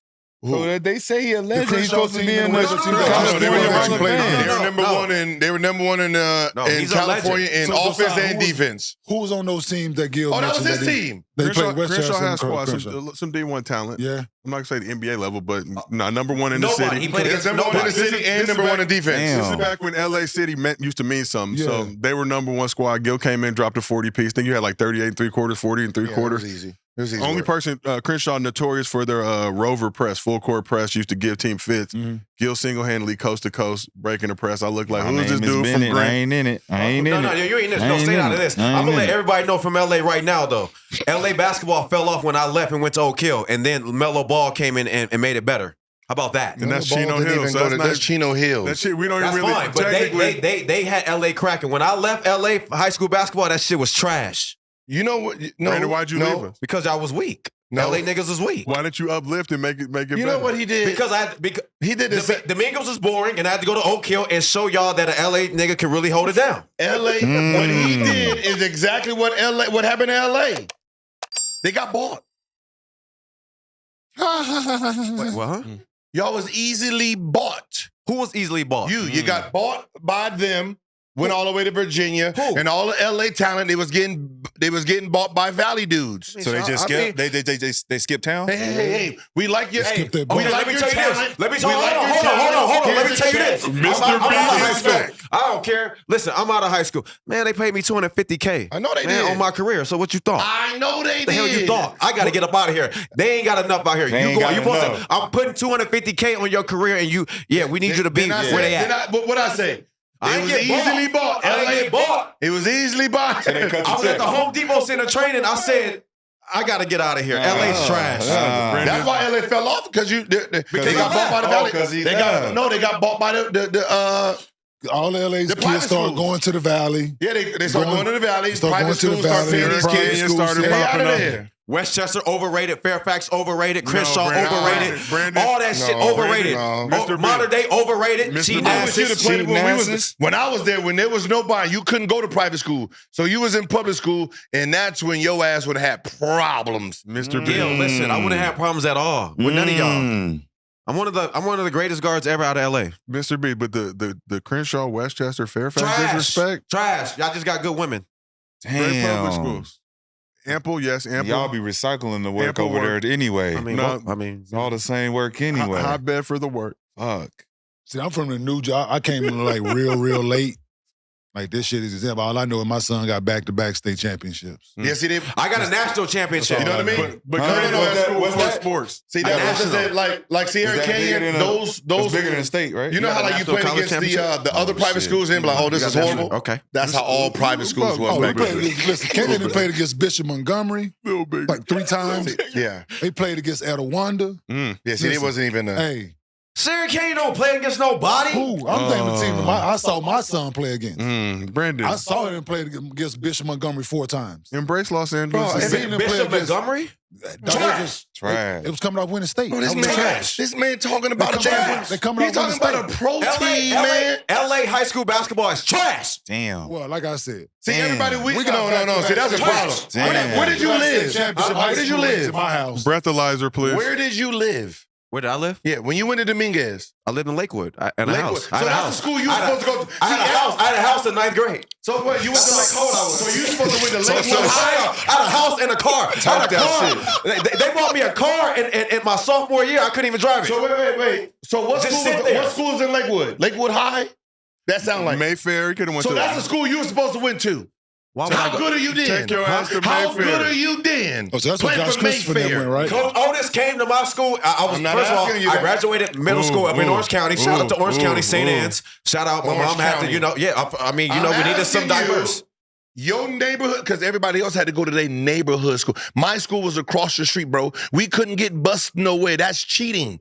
How good was your neighborhood school? You had to get recruited. So you talking about how great your high school is? All y'all was paid to go there. I was supposed to go to J. Sarah in Orange County. And then Coach trash. Otis came and got me and said, come on down here. come on down boom, here. boom, boom, and you're going to start as a freshman. Ooh, as a Yeah, we beat the #1 team, Westchester, my freshman year. I'm sure y'all would have. And I started that game as a with your freshman. high school across the street would have beat them. Who? Hell no.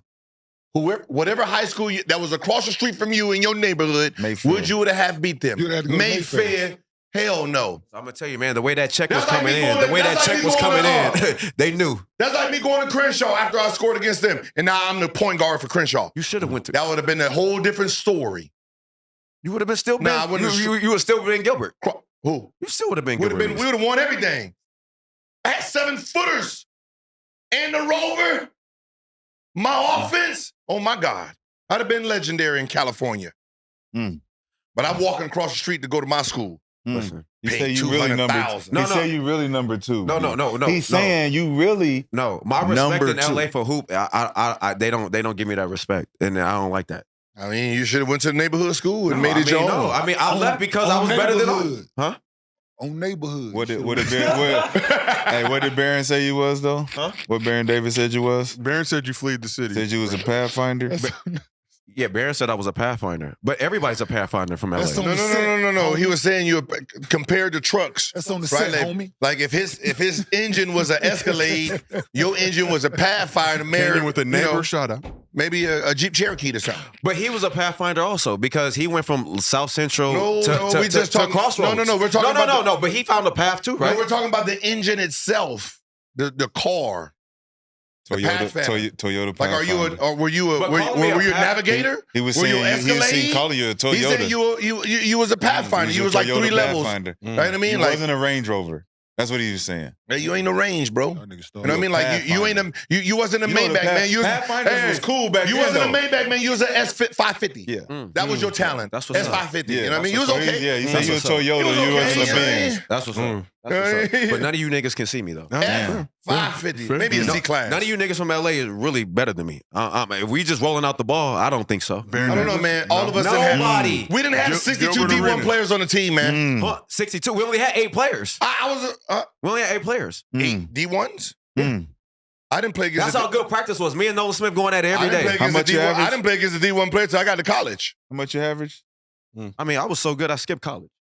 Let's go there. And I still went 10th, and I ain't played fucking. I played fucking 5 minutes. I ain't saying That's nothing how else. good I I got was. nothing else. Ladies and gentlemen, My hands is up. Mr. B is My back, hands presented is by up. Gentleman's Yeah. Cut. My hands is up. No, I'm This just is thinking still that LA. Gil Arena I'm just presented by Underdog Fantasy, though. like Woof, I'm woof. low key finna be off everybody from LA. Straight out of high school. Brandon. Man, you been off of everybody in LA when you left. Come back home, man. So you left LA a long time ago. When you left LA a long time ago. On the set neighborhood. Hey, relax. Relax, nigga. I left all that. Came with I left the Vegas, so white we- tees we- and the pro clubs. And the white and black pro clubs. Shout out to the Slauson Swap Meet, purveyors of fine pro clubs. That's a fact. Where? I'd never been there. You never been to Slauson? You never been- Hey, we should do a show from Do there. y'all think he's ever been to the Slauson Swap meet? Let's be seriously. honest. Hey, yo, the Slauson Swap Meet is Let's off be the chain. honest. No, seriously. No, the Slauson Gil, Swap Meet everything is you off the need. chain. Be honest here. Yeah, Gil. why Do not? y'all Hey, actually Gil. he's been to the Swap Yeah. Slauson? But You why can catch not? you can catch a real fair one at this. Gil, I saw you drive. Why would I want to catch a fair one? So you know what it feels like. Wait, no. To just randomly go in there and say, what set you from? What's up? And you be like, I live in the valley. Catch this fair one. And then That's you it. just catch ass whooping, Yeah. trying to buy some white tees. Yeah, you ain't supposed to be. Hell no. Where you from? The valley. You a long way from home, huh? Yeah, You catch this fair I'm one. good. Nigga trying to go watch a baseball game, trying buy to a watch hat, a baby- and get beat up for a hat. Can't have any team Hey, affiliation. chill out. No gaming. No gaming. Look, got on red and shit. This nigga tripping. That's how it started. Like, you just be chilling, you just start hearing shit. Crib. Like that. What is that? What is that? What is that? Whose name is that? I heard that once in elementary school, but we know what it was. Like, Can't Nigga, buy any hats. Can't only buy white and black T-shirt. It's a tough life here in LA. Nigga, Or run. you wear both. You got to wear both. You wear gray, blue, you kind of in trouble, right? You can wear white, black. Black kind of got you in trouble. Where so you just wear all the colors. Right? This were all of them. Yo, but I we guess they definitely call got to them go to the Slauson Swap rainbows Meet, now. though. Tie-dye shirts. Yeah, we definitely got to go. We will do a Gil's Arena from Slauson Swap. The Slauson Swap Meet. Come again? It's like off the chain. The Slauson Swap Meet. This nigga's Off the 40. chain. I'm 40. He's 40 years old. No, we can go up. You still good. That's teenage high school experience shit. No, right? but And them teenage high school experiences, Have y'all they ever been to the want Swap to Meet knock before? an OG out. Yeah. The Swap Meet off the chain. Brandon, do you think that It's the You black know Walmart. I've been in the Yeah. sauce and Well, I swap say they meet got before. Nintendo 64, Segas. They got everything in there you can get. All the old school They shit got you can get. gangbangers too. They ain't got no work. B. Huh? Yes, You they don't do. want, you don't want Yes, work that they I do. want. That's the child work that I support. want. Yeah, I used to get my That's hair child cut off support for Manchester and La Brea. I used to get my hair cut on the corner of Manchester and La Brea. Ooh, you in the hood. Yeah, I used right Like, I never behind been to Inglewood, Roscoe's? right behind Inglewood High School. Gil, never been to Roscoe's. hold on. Yo. Gil, He's don't not do from that. LA, bro. Gil, tell the Gil, truth. don't do that. Gil, you never He's been to from the Roscoe's, Valley, bro. Don't let this gentleman cut steer you in the wrong direction. Gil, you never Yeah, been to Roscoe's? Roscoe's Chicken Waffle. Hollywood and Vine, bro. All right, so what You soul ain't been food? to the Hollywood. All right, so what soul food spot have you ate at in LA? The one in Marina Del Rey. That's across the street from On Kizzy's? On On Kizzy's. Kizzy, baby. Not there no more. Is it still? No, it's no Yeah. longer there. That's the one I went No to. longer with us. It's across the street from probably- Marina. I'm about to leave, bro. Marina Del You been Rey. to Mama That does Shelter? not count. Huh? Mama Shelter? No. What is that? He don't even know what that is. Gil, On I get Kizzy's. that. Gil, you never been to Postmated now. Roscoe's? You know I the don't move. believe that, bro. No. So you went all When the I way to came the. to LA, when I came to LA, somebody went and got it. I've never been there. I don't even know where to Okay, find well, that you've had it, motherfucker. though. You've had it. Damn, so you go all the way to the Jew League in Watts, but you won't stop by a And, neighbor. hey, and I'm gonna tell you, Okay, go I've ahead. never been back.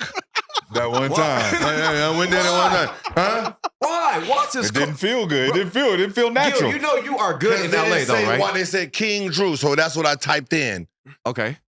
I didn't put Watts or the address. Just King Drew, boom, just follow the navigation. And then when I was like, yeah, this is the Watts. Remember, I'm a Valley. You know what we hear. Okay. Yeah, don't go there. Don't go Shoot there. 'em up, bang, bang, Bang. nigga. You shoot them up, bang, bang. Don't go there. So we went to your son game up in Linwood. You know, Nigga that's the watch hood it, too, listen. right? Hey, he watched Menace Linwood to High School. Society. They didn't say that. Hey, No, you know Linwood is the hood. I'm just No, I didn't know that. yeah, Technically. yeah. I mean, it's right down the street from Dominican. But I'm saying, yeah, like you was in Linwood. Yeah, I nigga, guarantee, nigga said Watts. He thought of Menace to Society. Nigga, I'm telling you, I guarantee that. Hey, I won't be there. he I said won't be there Watts, this man, year. This is Menace. This is Menace You be to at Chris, Society though. and Boys in the Hood. I mean, Linwood's the hood. Watts, I mean, damn, the Watts Coffee House. You ain't never We been. got to do a Gil's Arena tour. Watts Just keep it Coffee local, though. House. Watts Coffee House is off the. I mean, I don't know if it's still going, but it was crazy. Crazy. I done We will been- do I a done Gil's been to more Arena hood tour spots around than the this city nigga. of Los Angeles. Oh, so you more LA than him? For sure. Gil's that. But are you sure. more San Fernando Valley than I'm Gil's? San Fernando Valley. Yeah, I'm I'm both. San Fernando Valley. No, I respect it, Gil. We get No, I love respect it. everywhere. I respect. I feel like the Valley though should give Gilbert Arenas his own court though. That's fair. I do. Like I do. Huh? I have my own court. Where? Balboa Courts. Like it says Gil's. Like it says. No. I just laid down law down there. Balboa Courts. No, I'm talking about your. Valley Plaza Courts, North Hollywood Court. All those are mine. Okay. Right. So. I gave buckets. Right. from So the you should ages have of your 11. logo. I know, but why don't you have your own court up in the Valley? Because It is. like no, With your name over with it. your name on it, like how I did in Gardena. Oh, like no, you can't. No. You can't do that. why? Huh? Why? He said he didn't give So you buckets don't like think- you did. All right. So you don't think you're one of the great? Because I was like, you know what I mean? I was an assassin, bro. You can't put assassin names on stuff, man.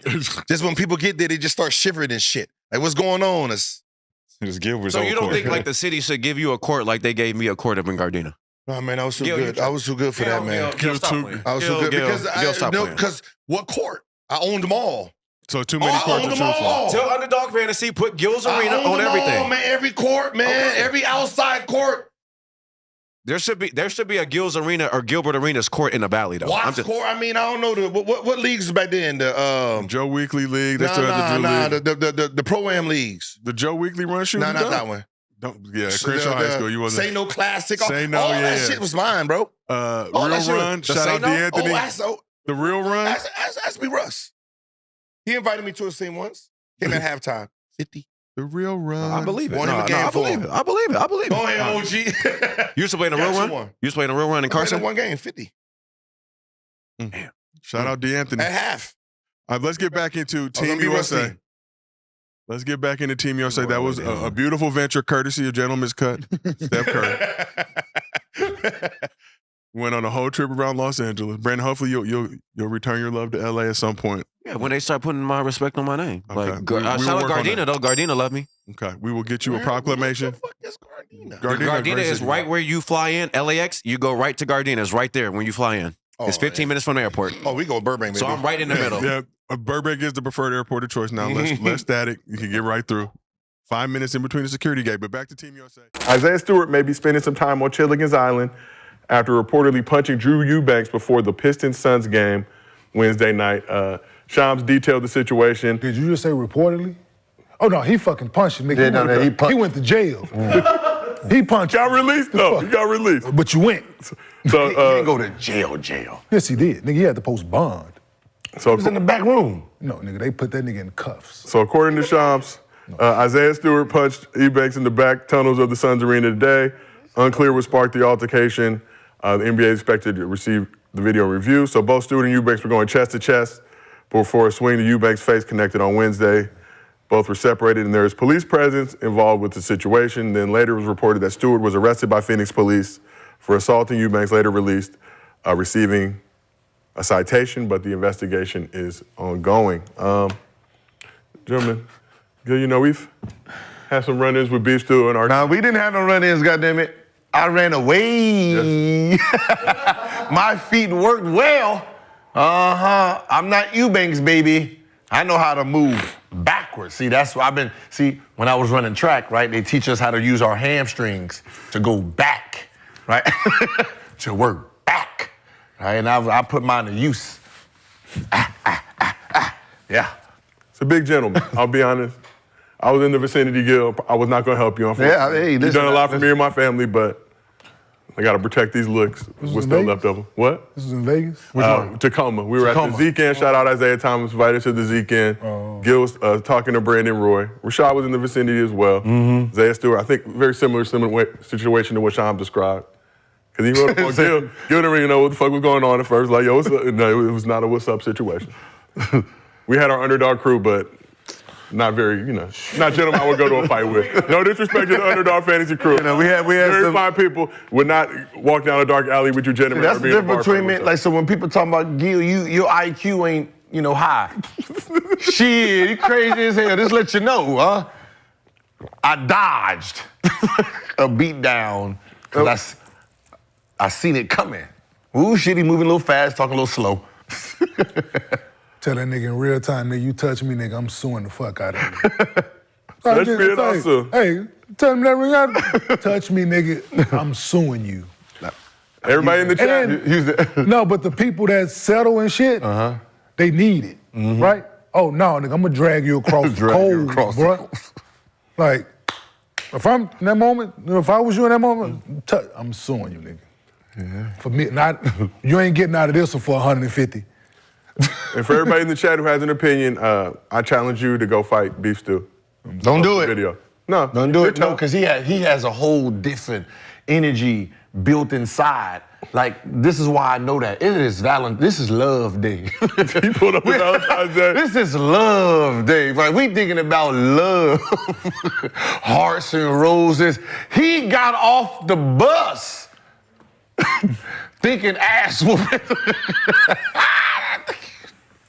I'm gonna spread the love, all right. What? He got off the bus looking for a motherfucker that said something to him probably last year or last game. Yeah. The last time they played, probably last month.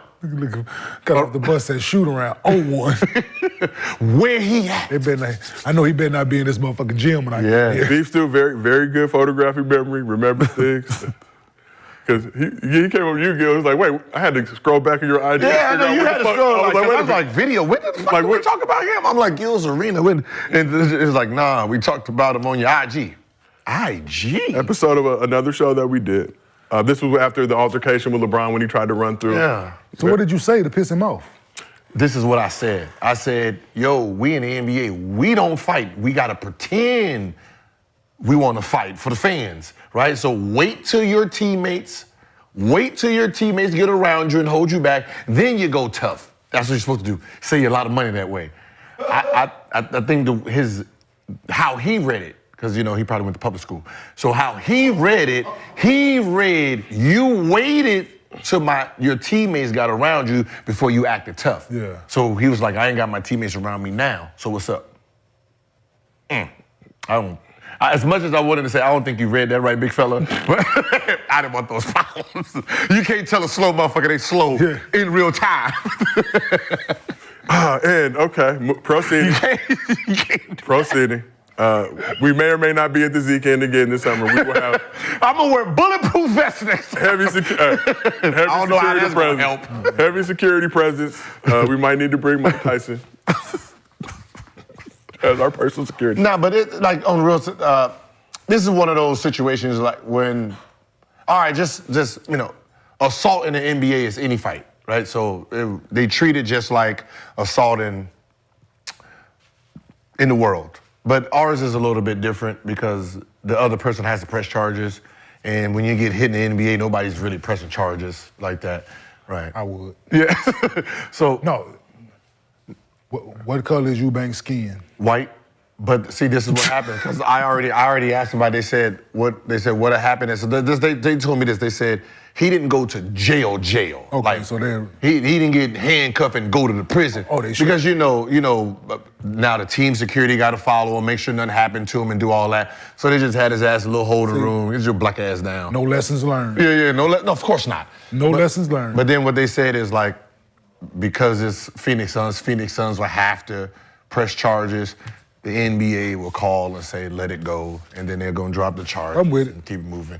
Because any fight, when Kobe got two-pieced by what's the name, any fight in the NBA, First charge, yeah. that can be considered assault.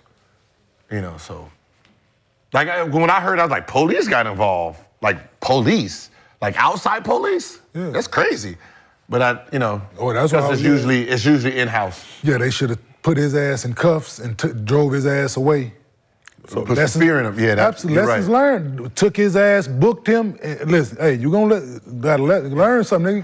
And I think that's the part that's with the NBA. Because we don't get penalized in real time for regular shit. Yeah. We don't stop the behavior. Not at all. Like, me, like bringing a gun to the locker room, like, I didn't get arrested. There was no police involved. Yeah. Like, there was no police. As many times as I've run BB guns and paintballs and all, there was no, police. Y'all have no jurisdiction over here. Yeah, Like, who's telling on us? Like, you know what I mean? So I think sometimes we become, enemies of ourselves and we get over, So a question for both of y'all, tremendous amount of NBA experience. How much stuff goes down in the tunnel before and after games? I've never heard before. Like, the before has to be some shit brewing. Off the bus, just ready to... Like, that has to be some shit brewing, personal shit. Yeah, that was some overlapping shit. Yeah. You ain't coming to shoot around on one. Yeah.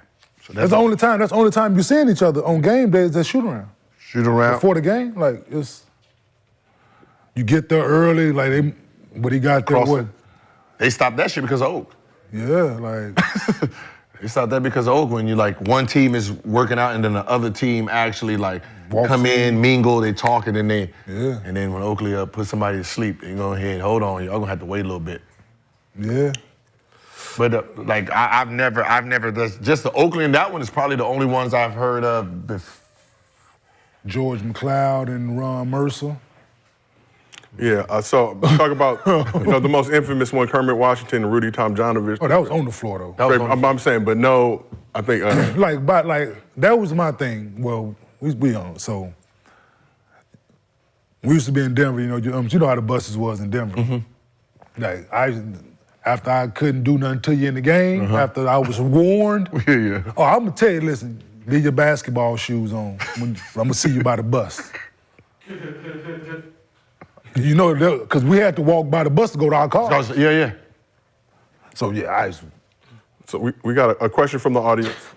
Never did, but that was the threat. That was the threat. Oh, that was the Keep threat. your basketball shoes on. Yeah, because you're gonna need them. But no, I know it never got to that. They either had team security or the police walking them out. Audience question. Yeah, it never got to that. How many fights did you guys see that the media didn't find out about? How many fights did we see that the media didn't find out about? Shit. Well, we are the media now, so they about to find out. No, I mean, I've seen a few. Denver, George McLeod, Danny Fortson. Right, so so they scuffling on the court, right? Just like two rhinos. Just, right? And what ended up happening is McLeod got hit in the eye, right? So Danny somehow got him in the eye on the move, and they kicked McLeod out.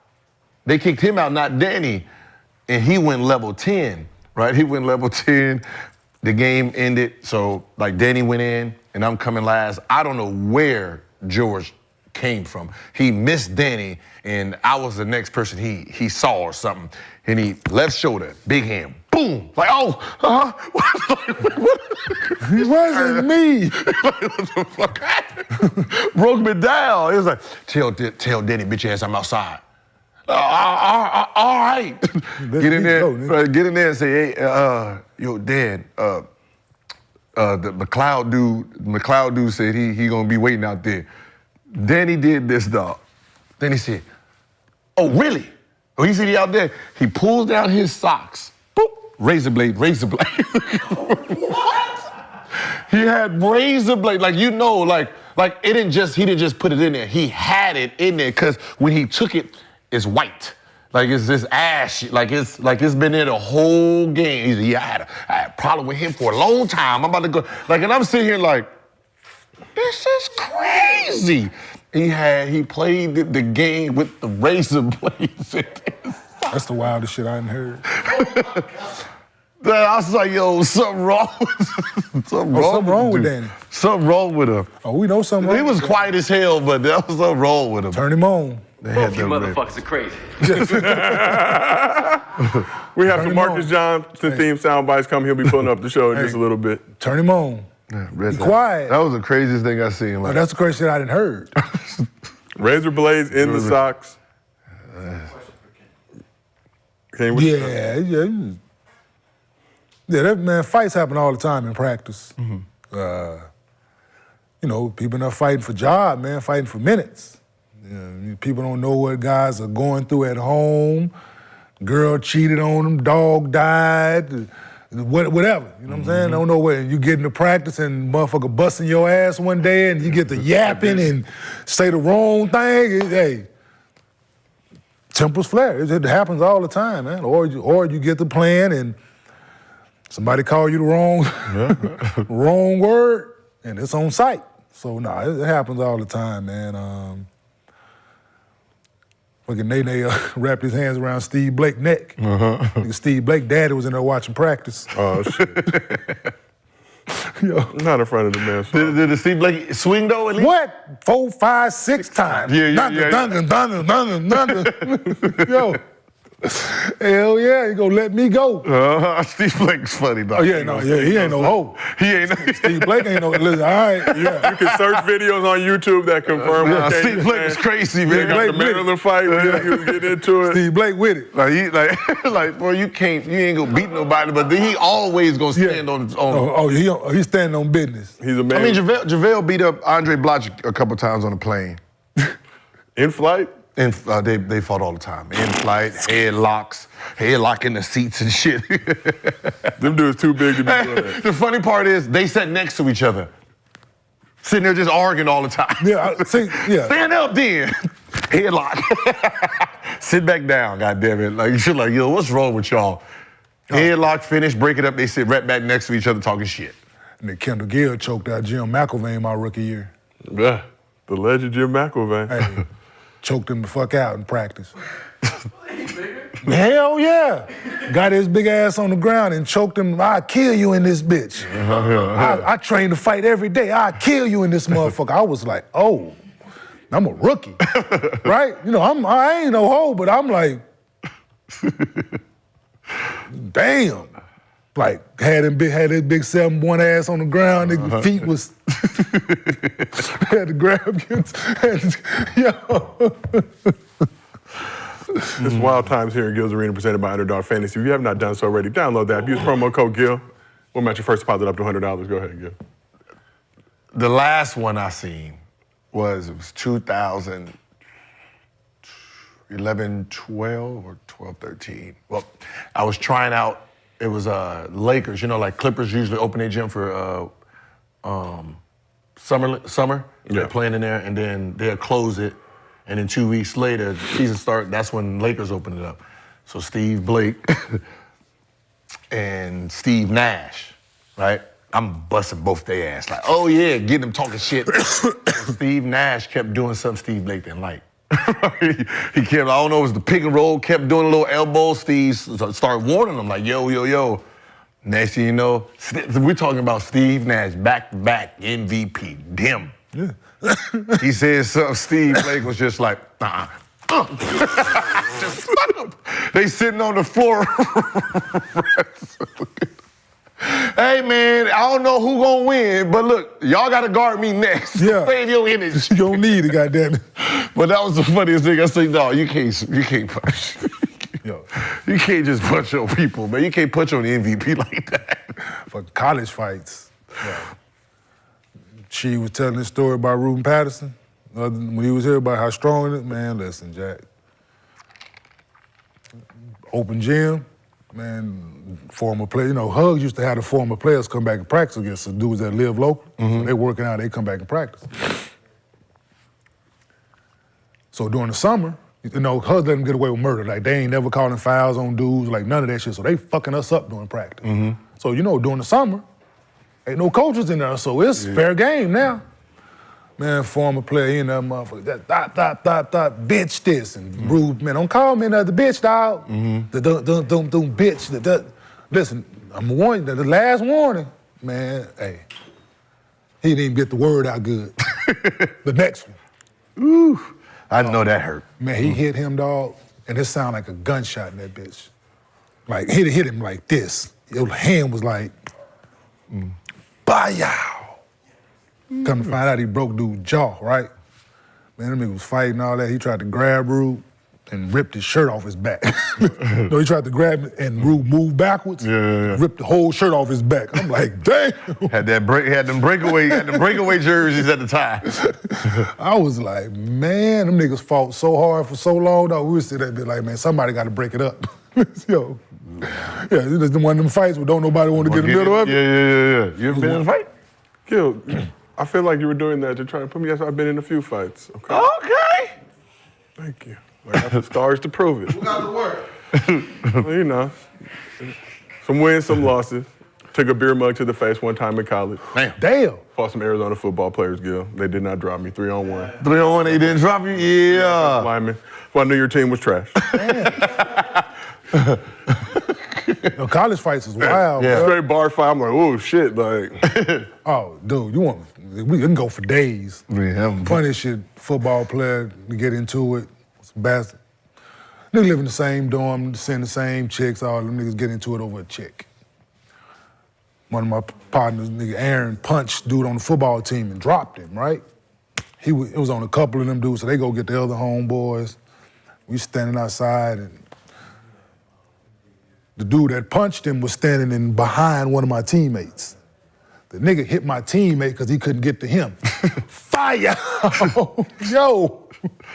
You took that for him. These niggas out here rumbling in the street. This is like my senior year. So, you know, I can't get, I damn sure can't get arrested out here for you. Them niggas running around the street, falling and tripping, cars and shit going by, the police. I hear the sirens. I'm like, oh, that's my cue. Go back to the dorm. Y'all niggas live in the same dorm. Like y'all not finna see each other every day. Like over a chick, y'all know what these chicks doing in college, man? So now let's talk a little bit about life after basketball. Friend of the program, Nick Young, dropped a video recently offering his thoughts. Life after the NBA is cold, my nigga. You gotta refine yourself. If anybody say this shit is fun, this shit ain't fun. Nah. Look at niggas. Nah, look at everybody. Nah, look what niggas look like after the NBA. Niggas get fat, they lose their mind. Look at that. Look at Gil. Look at this whole cast. Got a nigga with a crown on, a rusty crown on. Niggas just trying to catch a wave. Shit is crazy. If y'all want me to come to y'all and speak at y'all conferences and shit, I tell y'all, enjoy that shit. Enjoy the hoes, the clothes, all that.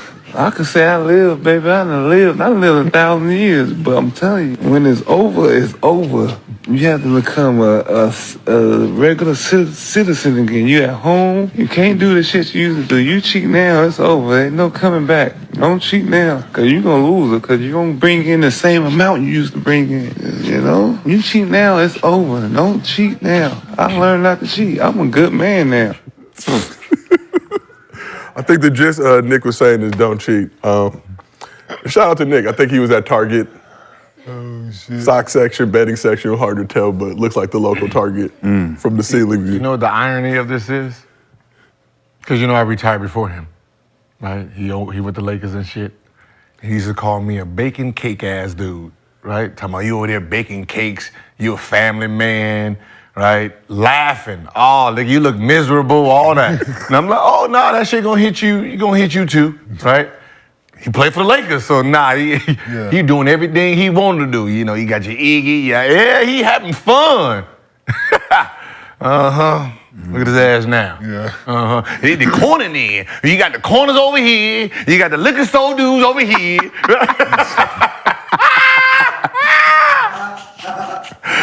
that shit hurt. That shit hurt now, don't it, boy? Keep going on your iPhone. Got your corner. Yeah, shout out to my corner dude. Shots fucking fired, huh? God damn, Joe, he was including you on the couch because you won't hear this motherfucker with us. You should feel some type of fucking way. I retired after college. I saw the vision. Talking about the crown and all that. Everybody want to take shots, man. God, he was just on the couch, too. Yeah, man. Damn, that's how you feel. You walking him into the arena. Corner boys. See how the corner boys do? They'll the stick-up kids. They literally stick-up kids. He's just ready to, give me your money. Give me all your money. It ain't the old days anymore, but Kenyon, I'll start with you. What's the hardest part about going from being an NBA player to a regular citizen? It's the time you have. Trying to fill that void. Some people have things going on where they can, family, businesses, etc. Some people don't. Some people find comfort in eating, and you can tell. Food is delicious. No, it definitely is, but we got to push away from the table. No, got to eat till you're full, not till it's gone. Huge distinction. I'm still struggling with it. Don't waste. Don't waste. Don't you waste my food. Yeah, nah, man. But it just depends on who you are, man. For me, it was me putting time into my family. I retired. I left Dallas, moved out here to LA. My oldest kids was here. So for me, it was that. It was me coming here and being around them because I hadn't been there. Because for 15 years, I was occupied with my craft and trying to get better, and injuries and surgery and recoveries and a few other things, but that was that's what it was for me. But you're trying to find that. But it's rough though. You wake up and you're used to having that routine, and it all changes. So now you got to find a different routine. You feel like that's why a lot of guys might get into coaching or get into the broadcasting side just to still feel a part of.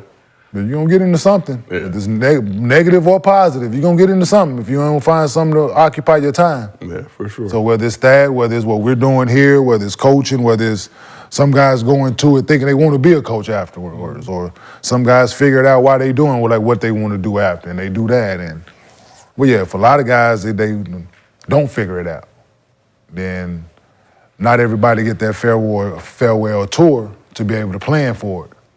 And most guys' careers end abruptly. So you think it's gonna be a next year, and that next year don't come. Yeah. And then the next year don't come, then you. So Shaq, what's the hardest part about going from being an NBA player to a regular citizen, gem pop as we call it? Man, didn't last long for me. You know what I'm saying? I've been broke all my life, so transition was very short-lived. And as far as being a civilian, I ain't never really ever been that, never think I'm gonna be that. The light shines on me very brightly, so regardless of material things, I move in a certain manner where people are always gonna know when I walk in the room, I ain't no normal nigga. So, you know, I take pride in that. So regardless of if it's the crown or an outfit or whatever it is, I'm gonna stand out. And when you do, you know, find yourself, you know, not being able to be in the association no more, you gotta associate yourself with something else. And I've always surrounded myself with other things and kept myself busy. I just finished my 4th book. So, you know, things like that has always been able to captivate me and keep me busy. So, you know, what Nick's saying, it makes sense for guys that don't got no real ambition. You know, you want to sit around and wait for things to happen for you just because you're a part of something. But for me, I'm gonna make it happen type of motherfucker. You know what I'm saying? I'm gonna stand on business. So, you know, regardless if it's basketball, football, baseball, bowling, whatever, you know, entertainment, tech, whatever, I try to keep my foot right in that door. So I don't really know nothing about it. I try to stay separate from the civilian life and just being able to exist. And ain't nothing wrong with it, but it's just, I'm a creative and I like to be creative. So I'm always gonna stand on that. For sure. And Gil, how about for yourself? What was the question? Going from an NBA player, going from being Hibachi, Agent Zero, to Gilbert. Oh, just me personally or just general? Personally, general. A little bit of everything. I mean, be honest, it's difficult. I mean, you know, you've been pampered since you was skilled, right? AAU, college, right? High school, like you've been put on a pedestal, right? So, you know, most of the time when motherfuckers get to the NBA, they've never even done laundry before. When they got to college, somebody was doing their homework, somebody was doing their laundry, and then you get to the NBA, you on your own, right, for the first time. So when you get to the NBA, most of these people are they're on their own for the first time, trying to figure out how to be an adult with all the money in the world, right? So you fly in private, you doing all this stuff. Now, when you're done, it's no different than somebody who's been in jail for 10, 15 years or in the army, right? You didn't have most players didn't have plan Bs, right? We're Superman, right? So when we're done, one, we didn't know we were gonna be done, right? So we sitting around trying to work out, and then it becomes a depression. It becomes a depression because everything we know left, right? The money doesn't matter at that point, right? Because the only thing that money does is get us in trouble. So most guys' habits, those bad habits, drugs and gambling, that happens usually when they're done because they're trying to fill the void of practice and games, right? So, you know, the first year you don't notice it because, you know, you still is like, oh, I'm just vacation, season in, I'm on vacation, season come around, I'm still working out, still getting ready, waiting for the call. When reality kicks in that you ain't going back no more, now it's like, all right, who are you? Right. I was a basketball motherfucker player. Now, who are you? Who are you? Bitch, I don't know. I've been a basketball player since I was 10. Since I was 10. Like, I'm 10 years old. So 10 to 35, but 20-something years of being a basketball player. Rules, structure, this. Now you're saying, all right, have fun. Whose kids is these? All of them? They all mine? Yeah, you sure? Mine? And he looked like mine, but I don't. Oh, okay, they all, okay, all right. All of them. How old are you? Damn. When I have you? 2000, okay. That was a long time ago. You start trying to figure out now you're trying to figure out how to be a dad. Yeah, you was a dad in the NBA, but I mean, what does that really look like? You're playing games at night, there's sleep, you get home, you're traveling, you're gone 14 days, you come back. You the dude that's interrupting their lives. Right. Waking them up at 2 a.m. in the morning. Hey, I'm daddy home. Hey, daddy.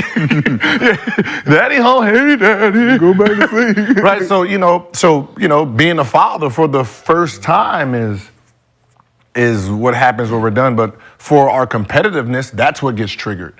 That's where the depression comes in. That's where the loneliness comes in because we don't have the locker room to talk shit no more. We don't have the practice to really go rah-rah. You know what I mean? Where's our aggression gonna happen, right? You know, now we talking to a girl who now looking at us like we ain't shit no more.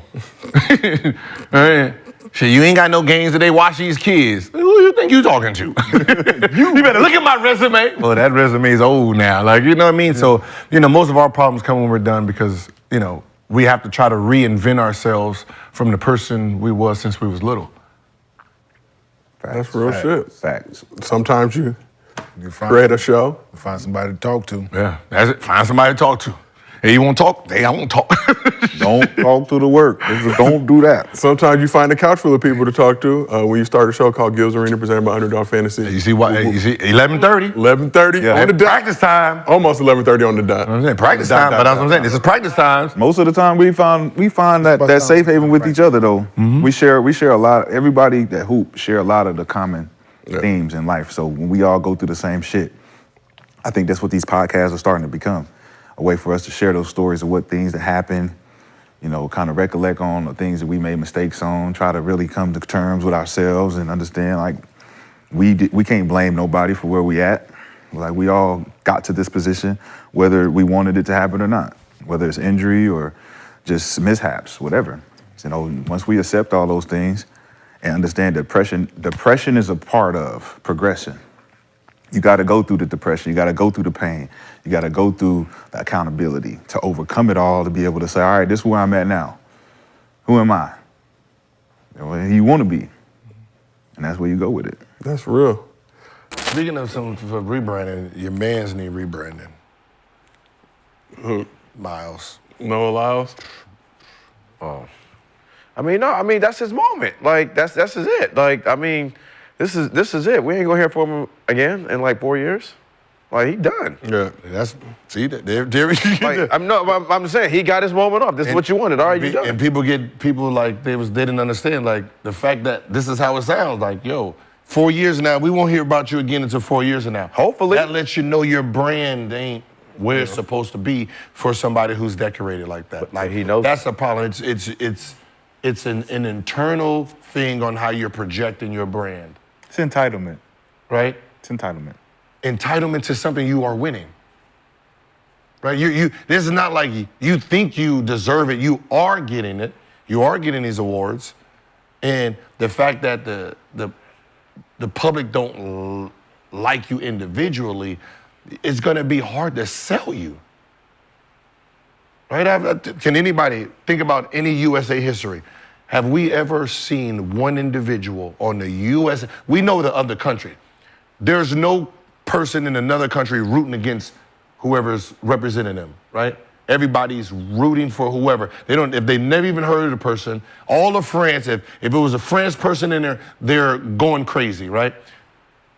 USA, the only person we didn't like in the last 30-something years that was representing us was who? Like, man, I hope he lose so we can just rub it in his face. No, we've never ever heard nobody talk about any other athlete like that. Never. Right? No, never. Like, I hope he lose so we can just, like when he won bronze, everybody's like, hey, hell yeah, that's what you get. Like, that's crazy to think. No, that's just crazy to say that everybody's so sensitive to other people's fucking opinions and shit that they say. Like, that nigga can say whatever the fuck he wants. He can't. No, he can't. But for everybody else to be like praying on the downfall because of that, that's weak. That's weak as fuck. Even what he said was correct. But what he said was weak, though. No, what he said is correct, but it's not a real thing. Right? It's not a real. What he said is, when you think about what he's saying, they're not world champs. Okay, we get it. But who the fuck said they are world champs? They said it on the NBA teams refer to themselves as world champs. They promote it as world champs. They promote them as world champs. That's why Craig Popovich said it. Who? The NBA. The NBA. Players? The player? The marketing. World NBA marketing. It says world champs on the thing when they win. World player. What player? When we argue, I've never heard you refer to anybody. Kobe Bryant as a 4-time world champ, 5-time world champ. Nobody, no players ever. Somebody used with proper English. Proper English. If you got proper English, we gonna say NBA. You'll say NBA world champion. Nobody's used. Niggas are never gonna say that. Niggas don't use full. When he said, they don't even type it. They don't even type in full fucking. You know what I'm saying? When he said world champs, it was the first time I've heard an NBA champion be referred to as a world champ. No, I've never heard. Popovich had that conversation prior, though, years before. I don't talk to media. They make up anything. Right, the mass media, they just create shit and then they run with it. Yeah. You know, world. But this is an NBA thing where they stamp this is a positionless NBA, right? Steph Curry is a generational talent, right? Not realizing that's an amateur label, right? It's generational player. That's what he is now. He's not an amateur anymore. If you don't call your wife your girlfriend still, right? Fucking stop making up shit and thinking you're fucking smart, right? Making everybody else seem like we're stupid because we try to correct you, right? I've never just really heard, so he's right, but I don't think he should have been hated. I was cheering for the nigga. I was like, oh, he's an American player. I want all Americans win all the motherfucking medals, right? He won bronze. Oh, shit, that's stupid. We got bronze and silvers. Let's keep it moving. Collect them up. But to see someone hated, I'm like, man, dog, just the way people think about your name, you got to do a rebranding, man. Like, I started looking on the Instagram. I started looking at, this is when I knew, damn, he's not liked. I went to the photo of, LeBron and the whole, I went all the way back there to see where he was on the boat. You wouldn't even buy him. Well, were you in the front? Nope. Right? I went to his Instagram to see where it positioned in the back. Like, how many pictures did you take with other athletes? Right? Did you go to any other American events to go watch these athletes? Because we seeing she's at, Richardson is at the NBA game. Yeah. She's at the swimming. Like, we're seeing other athletes go support each other. So I'm trying to figure out, did another player say, hey, man, another athlete say, oh, let me take a picture with you, champ? Like, so the fact that you are not relatable, you have to get back and sit back and say, damn, dog, I'm too great to not be recognized by other athletes. Because of just the words I say. Fuck them, man. No, them hating that. You can't have that. Because you can't have that another athlete hating on something that another nigga saying, you sensitive and you a punk. That's you, though. No, that should be every athlete. But I'm saying not you personally. And I feel something about something you said, and I went and told a bunch of niggas I hang with not to fuck with you because of what you said. But not you should feel some type of way. Not you personally. I'm saying his attitude. He is the hateful one. No, he's not. He has an opinion. No, I'm just talking about just period. Like, not about basketball itself, just by everything. You're the only athlete damn near that didn't support nobody. What you mean didn't support? He's out there. And being there support. And he had COVID, guess he had to lay low for a little bit too. I'm just telling you what. Stop. Don't. What was reported? No, I know what was reported. I watched the race. I watched the 200 race. I watched him come out. I watched him.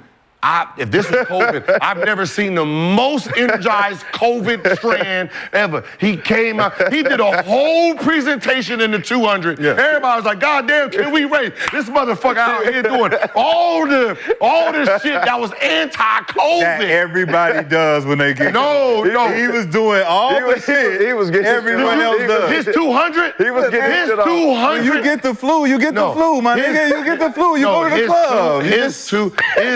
Nigga. He was getting this shit off. His 200 presentation, dog, was something for, right? It was something for it was a presentation, it was a ceremony. And as soon as he lost it, he came in, you see broads? Nigga, he was getting his shit off. Come on, he was dog. like wrestling. Huh? Like wrestling. Like I was excited. I was like, oh, hell yeah. We're about to win it now. You didn't win. It's cool.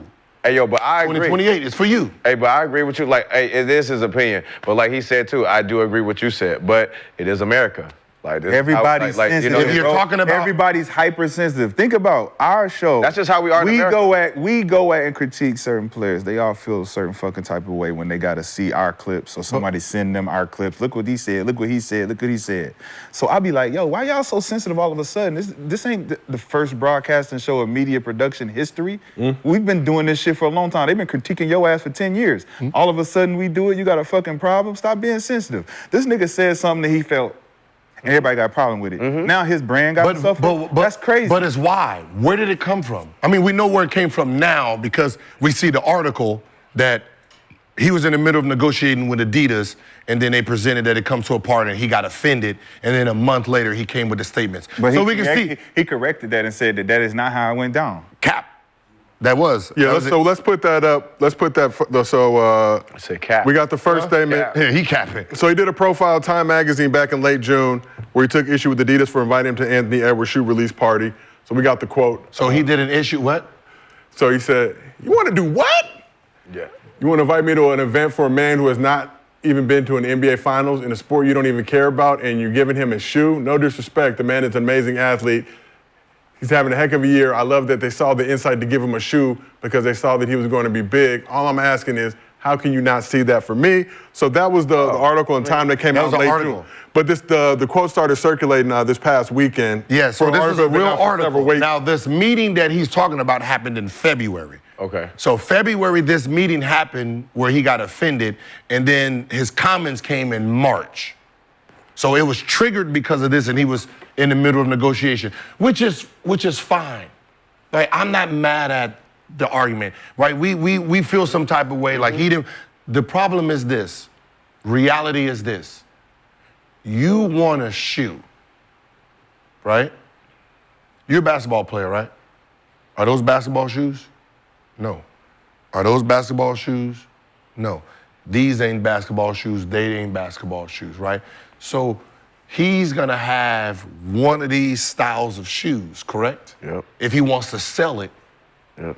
He's seen every, 4 years? Mm-hmm. So that means that we can. Your heavy lifting for your shoe will be who? Players that you don't like. It's a brand killer. You're killing your own legs. The NBA players are seen every single day. Their fan base is seen every single day. You're selling your brand, the Noah Lyles shoe, whatever this shoe is, the symbol. If this was his shoe, we would be wearing this shoe. The people who's gonna be wearing your product, who's gonna be pushing it, is the other athletes. So the fact that you don't like none of them is gonna be a hard sell. I just still don't believe that that's the case because I don't think Usain Bolt liked any of them niggas either, and they didn't ever give him a shoe. So But if you don't no. He's one of two track. Yeah, Nike or Adidas. I think it was Puma, right? Puma. It was Puma. So Adidas, he didn't have the Adidas conversation. Puma could afford to give him that because they're not selling it to a mass market, right? So you look at him. You can say his argument is bad because you don't have a market where a bunch of track stars are going to line up to buy your shoe. One, Anthony Edwards does. So you having that argument is pride all the way. No, it's just because pride. you're a gold medalist and you won and you feel like, why are you inviting me to this and you're not offering me this? I should be offered this because he hasn't won anything and I have. And that's what I said, but he did correct it. He said, I don't want, he said, I do not want a spike shoe. I want a regular shoe. Yeah. So he understands. That so he was trying to No, so cross they probably already had that comment. You don't sell spikes and boom, boom. So he redid it like, I don't want a spike shoe. I want one of his regular shoes. Here's the quote. So after winning a gold medal, Lyles said, I want my own trainer, dead serious. I want a sneaker, ain't no money in spikes. There's money in sneakers, and even Michael Jordan didn't have his own sneaker. He said, that's I feel like for how many medals we bring back, for the notoriety we get, the fact that hasn't happened, that's crazy to me. Just for him, it's like if you can't stay relevant outside of every 4 years we come about and we doing some run, something, like Sha'Carri's a bigger name than he is. Yeah. So for him to feel the entitlement that he deserves XYZ, and we don't really see you enough to even give you that type of nod, like you said, people probably would like him more after the comments if he was shown a little bit more. And he also responded in the tweet to the whole Ant Edwards story that came out in Time. He said there's a rumor going around that I did not go to Anthony Edwards' shoe release because he didn't deserve it. That is not the case. Definitely deserves the shoes. He's an amazing player. The problem was finding time based on my prior engagements. Congratulations on becoming an Olympic champion. It's like I don't listen. I don't mind. It's just crazy to see during a contest in a period of time where countries is battling countries and everybody stands for themselves, and he was the only person out of all Olympics that the country didn't support like that. Like The US, you talking about the US? Yeah. They wasn't fucking with him. But that's what I'm saying. Like, 6-time world champion. Never in the history of Olympics has someone went into the Olympics and the American public, like, I hope he don't win. But what? But was that more of the basketball community? That is more. But the basketball community for the Olympics is bigger than anything else. So if all those basketball players, men and women, turn their back on him because of what he said, I think it's a little childish. But the fact that it can do that, he can. I think it's a little bit childish. But you're talking about millions of fans that each player has turning my back. Fuck that nigga. Yeah. So that can damage you. Just we're by mad when he won gold in the 100-meter, saying, oh, no, we'll be back for the 200. Even in the gold, dog, that little 20 seconds, everybody was like, I don't think he won. And then as soon as he won, nigga like, oh, damn. Right, whoa, we had it this. Like even when he lost. Check it again. Even when he lost the night before, did you see? Oh, in the Heat or the prelim? When he lost to the Heat and everybody was laughing. And I'm like, dog, this is.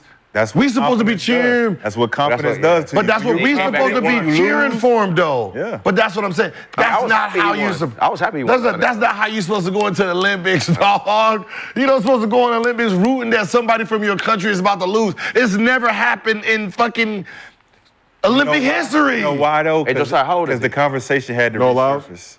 When he came back after he said it the first time, it resurfaced when everyone gets to see him now. They're 27. Like, hey man, what's that shit you was saying before though? You still feel that way? Yeah, man. Him and the other girl, but she's not even in the Olympics no more.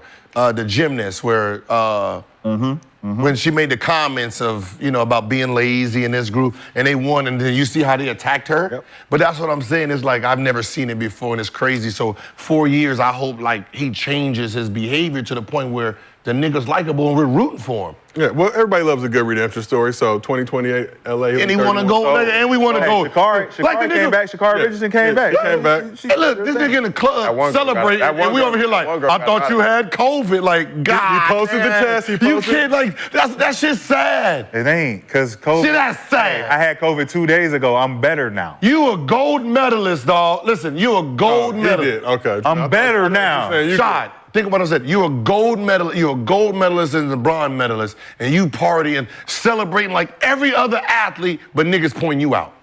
Facts. Nigga, why you partying? Why are you partying? Shouldn't you be home sick? You. No, you. Yeah, that nigga, hold on. All that, everybody there with their gold medals. You, nigga, you should be in a goddamn Olympic Village, motherfucker. Quarantine. Yeah, that's crazy, dog. Like it's sad. I feel bad. USA. Because he has a good story. Except for you. USA the only place that'll win and then kill their own motherfucker at the same time. Fuck you, nigga. All right, well, let's move on to Mostly Fans, presented by our friends here at Underdog Fans. So, Brandon, what is your reaction to J.J. Redick saying that the league was watered down by expansion during MJ's era? I was 5 years old. So how the hell would I know? You wasn't tripping, but you're a basketball historian. You're an older man now. You get to look back. I mean, I just think what MJ did for the game helped it grow. So I don't think anything is watered down. I think anybody from Magic on to Larry to Mike to Kobe, Shaq, they all helped elevate the game. So I think everybody's done their job. So to JJ's point, from I believe 88 to 95, league added 6 teams. Hornets and Heat, I believe in 88. 89 was Magic and Timberwolves, and then 95 was Raptors, Grizzlies. And you have players like Magic and even Rodman, who was a member of the Bulls' second three-peat, saying the league was not up to par back then. But Rashad, saw you rolling your eyes when JJ was talking. Mm-hmm. What's your reaction to him saying that MJ's era was watered down by expansion? Well, like his first 2 sentences, maybe 3 sentences, was I'm not gonna debate the GOAT debate. Then proceeds to debate. to fucking debate, and then uses Jordan's era to catapult LeBron. He didn't mention nobody else but LeBron and Jordan, right? Which is supposedly the GOAT debate? Earlier in that clip, Shaq basically said, if you're gonna have a GOAT debate, then you need to include Kobe. Right. Yeah. And then JJ. Yeah, like he didn't play against Kobe. You know what I'm saying? And then proceeds to say it's watered down. Michael Jordan did what he did for the game, right? So how is the game not watered down now? You feel like the game is watered down? I'm asking the question. How is the game not watered down now like it was when Mike was playing? LeBron and JJ on your podcast, please talk about how the game is watered down now. Huh? You was walking to the finals 9 straight, 10 straight years. You playing with everybody who at your damn skills camp. You run up and down the court, can't get touched, don't nobody want to run in front of you, can't nobody say nothing to you in the public because they won't be your friend. It's the same shit was happening with Mike. I want to wear Michael Jordans. I want to be in the Space Jam movie. So to JJ's point, 6 teams added during that window. I think the league expanded by around 25% during that time. The league expanded by 25%. Now it's about 7 more teams. Ain't got nothing to do with being watered down. How would it look? How would it look now? The competition is the competition, right? Right. If you consider Michael Jordan dealing with whoever was in front of him and dealing with him accordingly, cool.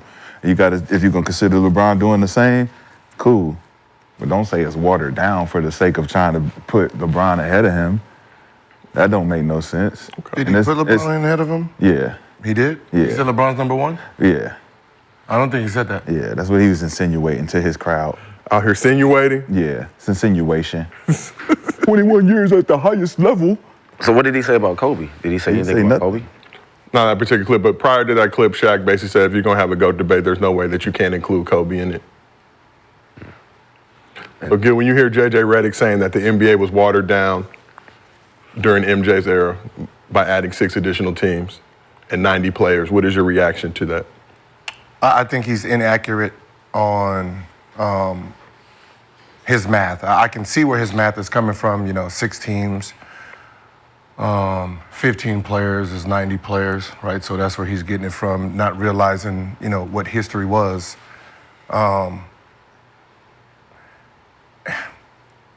It wasn't 15 new players. So technically it's not watered down, right? It was, before this, it was really watered down because they had 7 drafts. That's watered down, right? When you can draft the chair, right? You can draft the chair, kind of tells you it's watered down. I think a woman got drafted back then. Yes. And I think Bruce, back when it was when she was Bruce, Brucey boy, he was drafted. He never even touched basketball. Bruce Jenner, now Caitlyn Jenner, yeah. Yeah, so back then, the gold medalist when, that one. Wheaties box, yeah.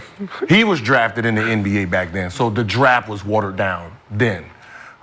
When they expanded the teams, there was only 12-man rosters. So the 15-man roster that he's saying didn't even exist then. It was 12-man rosters then.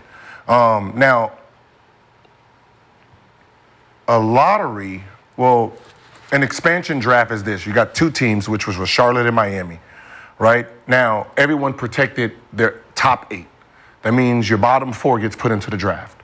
Now, it's not 92 players because they can only pick a possible 12 each. So only 24 can be drafted from expansion. So you take the bottom teams and then they draft back and forth. We draft. Now, in theory, right, we're only going to go after who? The top teams. Absolutely. Top 4 best players. So whoever back then. So Lakers, right? You're talking about Detroit, Chicago, whoever teams was top, we're going to go after those guys first. We're going to pick about 8 players each. And then we got free agency. And then we have the draft, right? So in theory, you're not watering it down because the players that are being picked are all NBA players. Yep. Right? So yeah, the talent gets spread, but there's no free agents that's sitting on the market. Like, we're not picking somebody who ain't played in fucking 20 years. Right. We're not putting them on our team. So you got players like Scott Skiles, right, who's sitting at the end of the bench. He gets sent to Orlando, and then he's most improved player. Man. Right? So they're NBA players. What it did, and I know people are going to get mad, this helps the top teams, right? You get to beat on expansion teams. Yep. So it didn't help Jordan yet. Facts. It helped Detroit Pistons. He was they just turned the They corner. wasn't even turned over yet. Yep. Right? Yep. Remember, this is Detroit Pistons 2 championships. 89 and 90, yeah. So this is not Michael Jordan's reign yet. This is the Pistons' reign, right? So what ended up happening with them is you get to shed your worst 4. So you protect your 8, get rid of the 8-4, the 4. So that means Rick Mahorn, which he was a starter. Yep. But you're protecting Dennis Rodman instead. Facts. So now Rick Mahorn goes. Now you get to go to free agency with 4 new roster spots. So you have 4 guys, and then out of the 24 we get, or the 16 we get, everybody else goes back to their team. So it wasn't water, like he's making it seem like it was. And it's top. We talking about top college players. The top college players coming out of the draft. It ain't like you're getting. They get drafted still. No, I'm just saying that as far as talent goes, the talent that's coming into the league that's not watered down are top college players that's played college basketball 2+ years. So the talent, as far as coming into the league from college, is not watered down compared to now, where you got high schoolers, OTEs, like these guys aren't proven. Back then, at least they were proven to be, like you said, NBA players. These are all NBA players that are coming in.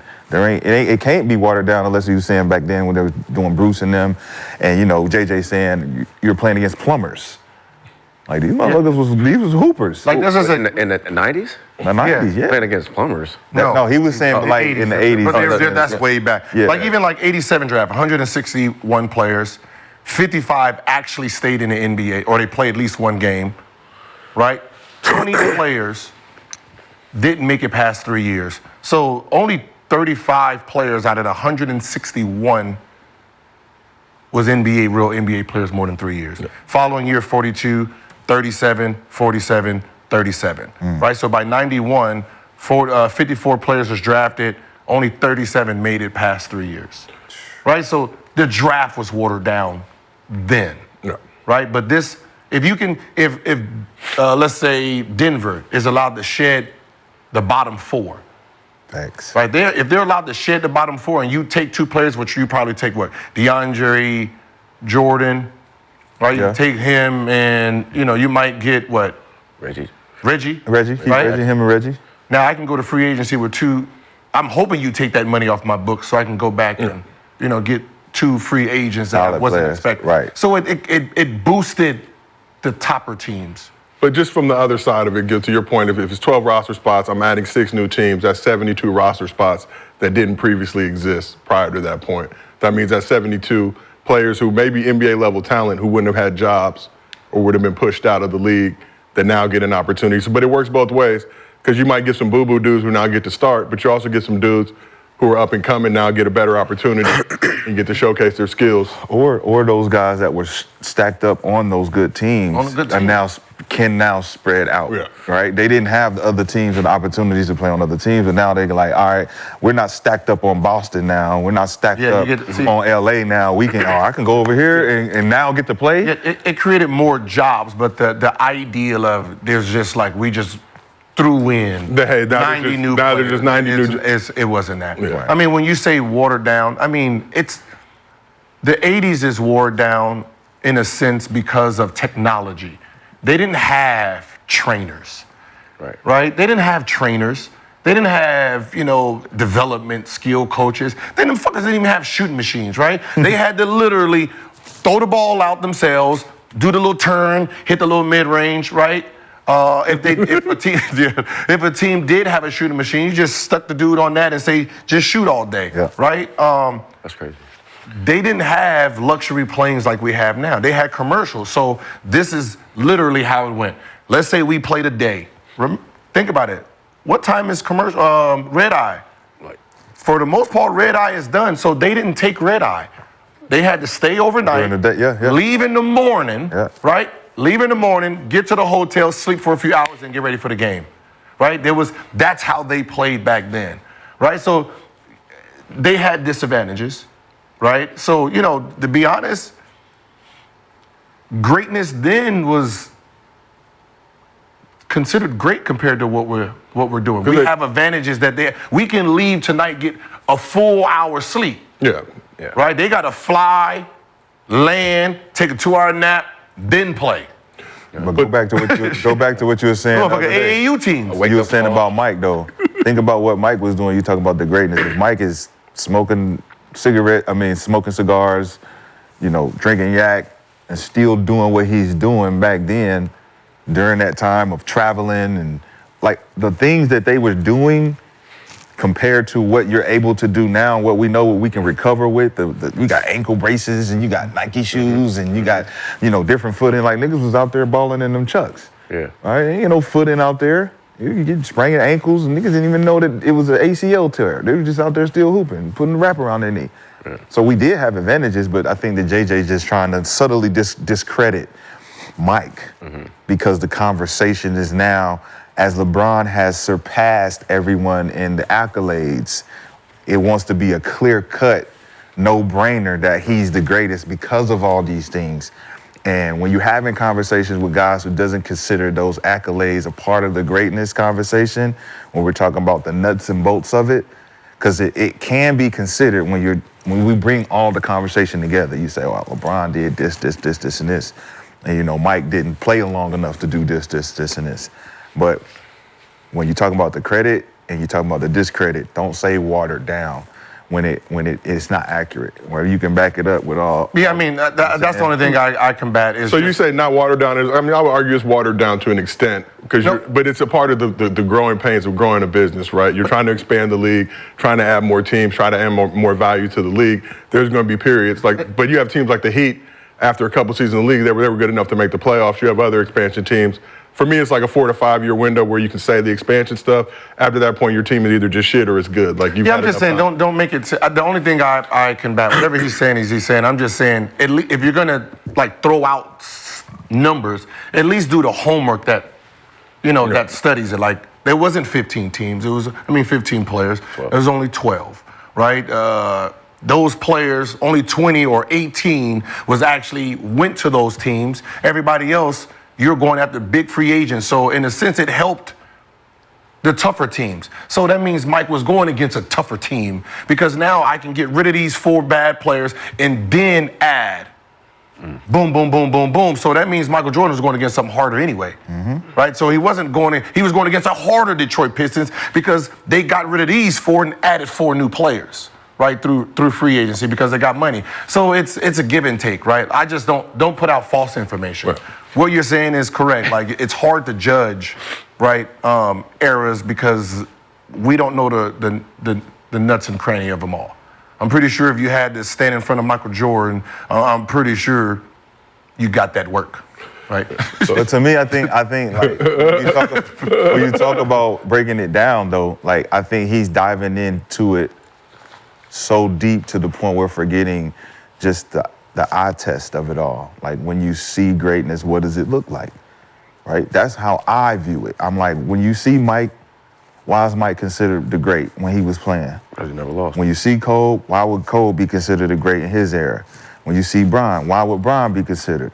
I believe this to the core. The reason we have the Mike and Kobe comparison as far as bringing Kobe away from Mike because he's a mirror splitting image of him is because they played in the same offense. They prepared for the same thing. So if you put anybody else in the triangle offense, who else has been in the triangle offense except for those 2 guys? Melo. Is Melo considered top 3 like Jordan, Cole? Is it Jordan, Cole, Melo? No. It's Cole and Jordan because Cole was able to take what Jordan did in the triangle and say, I need to do this shit like this. When Kobe's his three-peat, he was not nothing like Jordan. He was still Kobe in high school. 22 years old, he was trying to find himself. But when Phil actually got to him, when Shaq wasn't an integral part of that anymore, it was like, all right, this is what it looks like when Mike didn't have a Shaq. That 2-peat, before he was trying to get that 3-peat, when he got back-to-back, that's what the Michael Jordan reflection looked like. It's like, yo, this nigga playing just like Jordan. So would you give Kobe has 5 rings, right? Yeah. Would you say he's better than LeBron if you took away the first 3 because he wasn't even him yet? And he only has 2. I just say that him before the 3, before the 2 without Shaq was a different Kobe that we can't measure when it comes to comparing him to LeBron because that Kobe was insane to me. No, what I'm saying is if you just give him his 2 rings when he became the dominant force, because what you're saying about Melo is Melo didn't have Phil when he was younger to even get the winning part of it. But were they right? Kobe got 3 rings in the triangle? Yeah. When he went to New York and his growth in New York was impressive. Yes. Yeah, now, if you would have had him when he was in Denver and let him learn how to win early, he probably could have had a ring or 2. But what I'm saying is, with Kobe, they won championships before he even became his greatness. So we're judging him by 5 rings.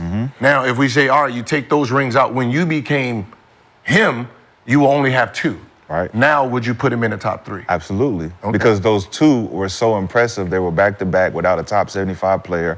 He did it against top elite guys, which is LeBron in Miami, Paul Pierce, KG.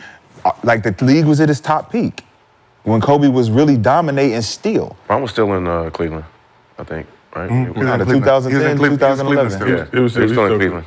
The Magic beat them to go to the right. final. Okay. So when I'm looking at that metric, it's like if we're gonna include the championships just to have the conversation, that's gonna give Bron a conversation. But I don't never really try to do the conversation with the championships because I'm like, it's skill based. But if Bron play in the triangle and we see what Bron play like in the triangle, now I'm looking at the metric between Jordan, Kobe, and Bron in the same offensive setting where they could thrive. Because I think that's what gives Mike and Kobe a different element, is because they played in the same offense where they got to be compared to each other because you didn't see it without it. That's what changes the conversation between Kobe, Mike, and LeBron. LeBron was always the lone soldier. He was always dealing with different coaches. He was Magic Johnson. So does that make him? I mean, does that give him a little bit of an advantage? It does. It just separates him. It doesn't give him an advantage or a disadvantage. It gives him a disadvantage. It doesn't. It just the conversation is just without the mirror images of us considering Michael Jordan the best. And then Kobe's the mirror image of the best. Nope. And then look, here comes LeBron saying, all right, I want to be considered in this conversation, but you're without us looking at your skill set in the same way that we look at theirs. Footwork, one dribble, ISOs, three-pointers, all those things. You can't look, it's like you're comparing a girl you used to love to a new girl. They have different attributes. You got to judge her attributes for her. I get it. So if you're saying, well, my girl did this way, you can't do it this way, so you can't be better than her. Yeah. That's unfair. But it's going to be unfair because the girl I used to love is always going to be my first. It's always going to be the one that you got to up her. So you got to do better than her. So, man, she ride that thing different, boy. She do it different. She do it different. Baby, you need to learn how to do it the way she, you know what I'm saying? I got to teach you how to be better than her. But she's doing something that your girl didn't do. Probably. That's better for you. But it doesn't mean that I like it more. It just means that she's doing something different. And that's the conversation. It's like we stuck on Jordan because he did it first. But you're with a new girl. You're with a new girl fantasizing about your old girl still. But you have to. No, you don't. I want to compare you to the greatest. Because my old girl is the greatest. She the best I ever had. And if you want to come in here and take her spot, you got to be better than her. You might as well not even have a new girlfriend. That's like you might as well not even watch sports. That's why we said stop having the conversation. Because we was like, yo, I'm going to put these two out because they. But then that means you can't. But then you can't hate on the other ones. Then you just gotta. And that's why I said this. There's no hate. You can't personally talk about the other ones. You can only talk about the one you like. So you can't throw in negative to the other two because you are so focused on this one. No. So that means you're only looking at this one, and then when you look at these two, you're saying, well, y'all can't be great because of her. You can't focus on these two. Be greater than because her you have nothing good to say. Until you're greater than her. But you have nothing good to say about them. No. You just don't like what we're saying. We're not saying anything bad. It just doesn't equate to you as something good because you believe he's better. I'd rather you be pro whoever you are than anti somebody else. I understand that, but you're not considering what I'm saying pro because it's against what you like. Pro is pro. So remember, Kobe is my favorite too. I can be pro LeBron. Pro is pro. I can be pro LeBron. You just don't be. You're more anti this person than you are pro this person. I'm pro LeBron. Like I'd rather you just sit in here and just wear all Kobe shit. No, that what I'm saying. But that is pro you. No. This is the thing. I can be pro LeBron on his accolades. I can say, congratulations, you're the king of accomplishments. That's pro LeBron. But when I compare you. Don't compare. But when I do, which is what everyone is doing. So you're telling me not to compare, but you got to tell everyone not to compare because that's the conversation. When you say, oh, LeBron's better, and then I say, why? You have to compare. Because that's the only way. Because you know why? There's someone in front of him. So in order for him to be the best, you have to compare him to whoever he's in front of. Kobe's in front of him. Mike's in front of him. Why is LeBron better? Because boom, boom, boom. That's a comparison. But that's what I'm saying is you spend more time talking negative on the person who people are putting in front of it instead of just your point against your player. That's how it'd be. Like with Michael Jordan, right? Michael Jordan, he had a young feel, right? He had a young feel. So if you want to talk about everybody's coaching style, he had a young feel.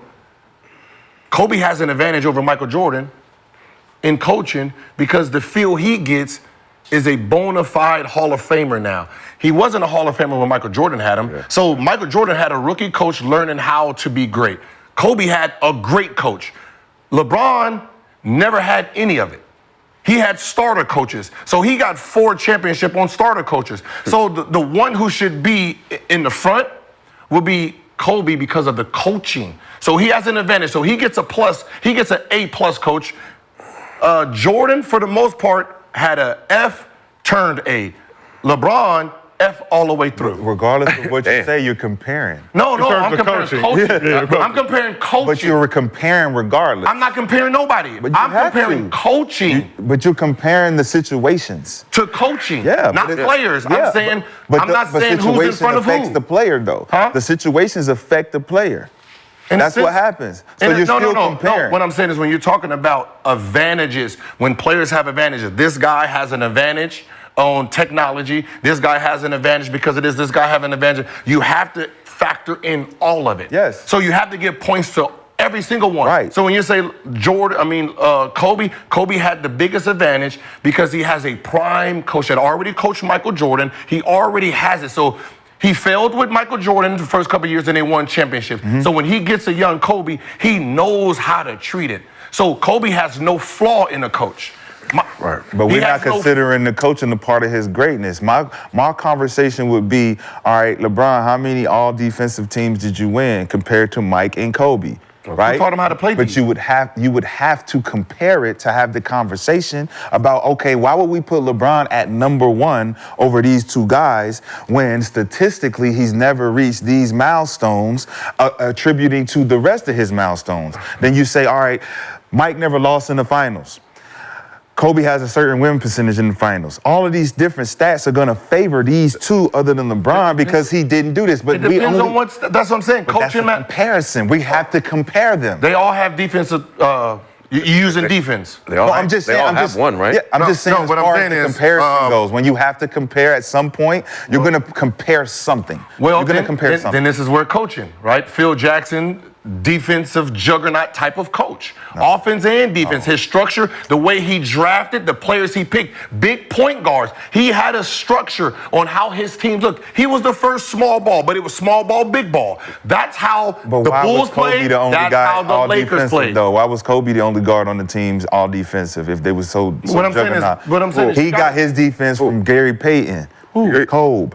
Kobe got his tactics from Gary Payton. This is all defensive teams after he got that, after GP put it in his ear, hey, do this like this from the first All-Star game he was in. He said, man, this is how you do it. But he also took that and he's like, yo, I'm going to apply this to my game and now I'm a dual threat. Mike had the same thing, dual threat. I got to take this away from you and go do this on the other end of the floor. Now I'm going to be considered this kind of guy. But you have to argue all the way through. You can't use... When I'm saying is when you're giving someone this and saying, well, you didn't have this, why didn't he have this? You have to take in the factor of it all. And that's been the conversation. So all of it. And you know what like, what that reason is? What if he paid for Pat Riley his whole career? But that ain't it. You know what the reason is? Have like 6, 7. No, it ain't. Because that's not the reason. The reason between the 3, these 2 had a fucking killer instinct. LeBron does. What does that mean? Because that's what the difference was. But LeBron when everyone has the conversation of comparing the 3, they say these 2 dudes will eat your heart out. This dude will shake your hand and go eat steak and drink wine with you. That was the difference. Win though. But he win because it contributed them to being all defensive players. They took this side of the court way more personal than he did. And that showed it. That's a lie. No, that's a lie. And it showed it. It shows it. That's a lie. It shows it. That's a lie. You can't use. But it shows it. No, it doesn't. That's proof. What's proof? We just got 4-1. Okay, he lost 4-1 at 39. What is that? You just bring up an age. What is that? You just bring up an age randomly. You just bring up a random age. But you act like he been swept before. He been swept before. Jordan was swept before. Yeah, but Kobe didn't even make it to the playoffs. He's What I'm saying is we can be negative against everybody. You're arguing for no the point. But you're If talking about gonna negativity, bro. It's you not have- negativity. You have to bring it all. You have But to you're use creating a everything. narrative You that can't I'm use being what- negative, bro. This It's is what not I'm saying. negative. This is what I'm saying. You're being biased because you don't like what I'm saying. All right, I'm It's not negative. I'm the only person in this room who likes all three. But I'm not So being I can't be negative, biased. though. But you're saying it's negative. You're using things for them against them. Are No. you using anything for him I'm against not them? using anything Listen, against I'm gonna anybody. tell you something that is on death row, right? Death row means death, right? Lethal injection or shock treatment. Doesn't matter, motherfucker, you dead, right? So Jordan and Kobe can be rah-rah and the other one shakes your hand. 40 is 40, motherfucker. No matter how you look at it. No matter how you die, you dead either way. So you can't say, oh, this motherfucker took the electric chair, he died with pride. Versus he went to sleep, you dead. Right? That's all that matters, man. All three of them were great. But is that all what matters? All three were great. That's all we can do, man. It isn't. It isn't, because what you're just saying is you die, right? All right, LeBron accidentally hit a nigga with his car. Is he dead? Yeah, he did. But you know what these niggas did? Hey, He did. But you know what these niggas did? I hunted you down in the forest and chopped your goddamn head off. And then I put it up on all the fucking highways. When you ride by, when you ride by, you know what you see? You see these heads. And you're like, But look, what I see is three funerals. Yeah, you do it louder. What he did is he was speeding with his headlights off, and he hit some innocent bystander, and he kept going. I see three funerals. That's all I He see. did. Yeah, he did, but you ain't mean it. You ain't mean it. Three funerals. That's why you're not in an electric chair, because you didn't mean it. But these niggas are serial killers. So, These niggas are going through every city chopping heads off. He wants to be loud with it. He wants you to be loud with it. That's a personal. That's a personal It's stance. not. That's what. It's. Yeah, he wants you to be loud. Rashad, you The talked about. FBI not looking for you, bro. They looking for us. They looking for us. The FBI looking for us. They just get you a pass. They're like, hey, he didn't mean to do it. He done ran over 16 people this month, and he ain't mean to do it. So Rashad, you talked about loud about it though. You talked about after whoever. You talked about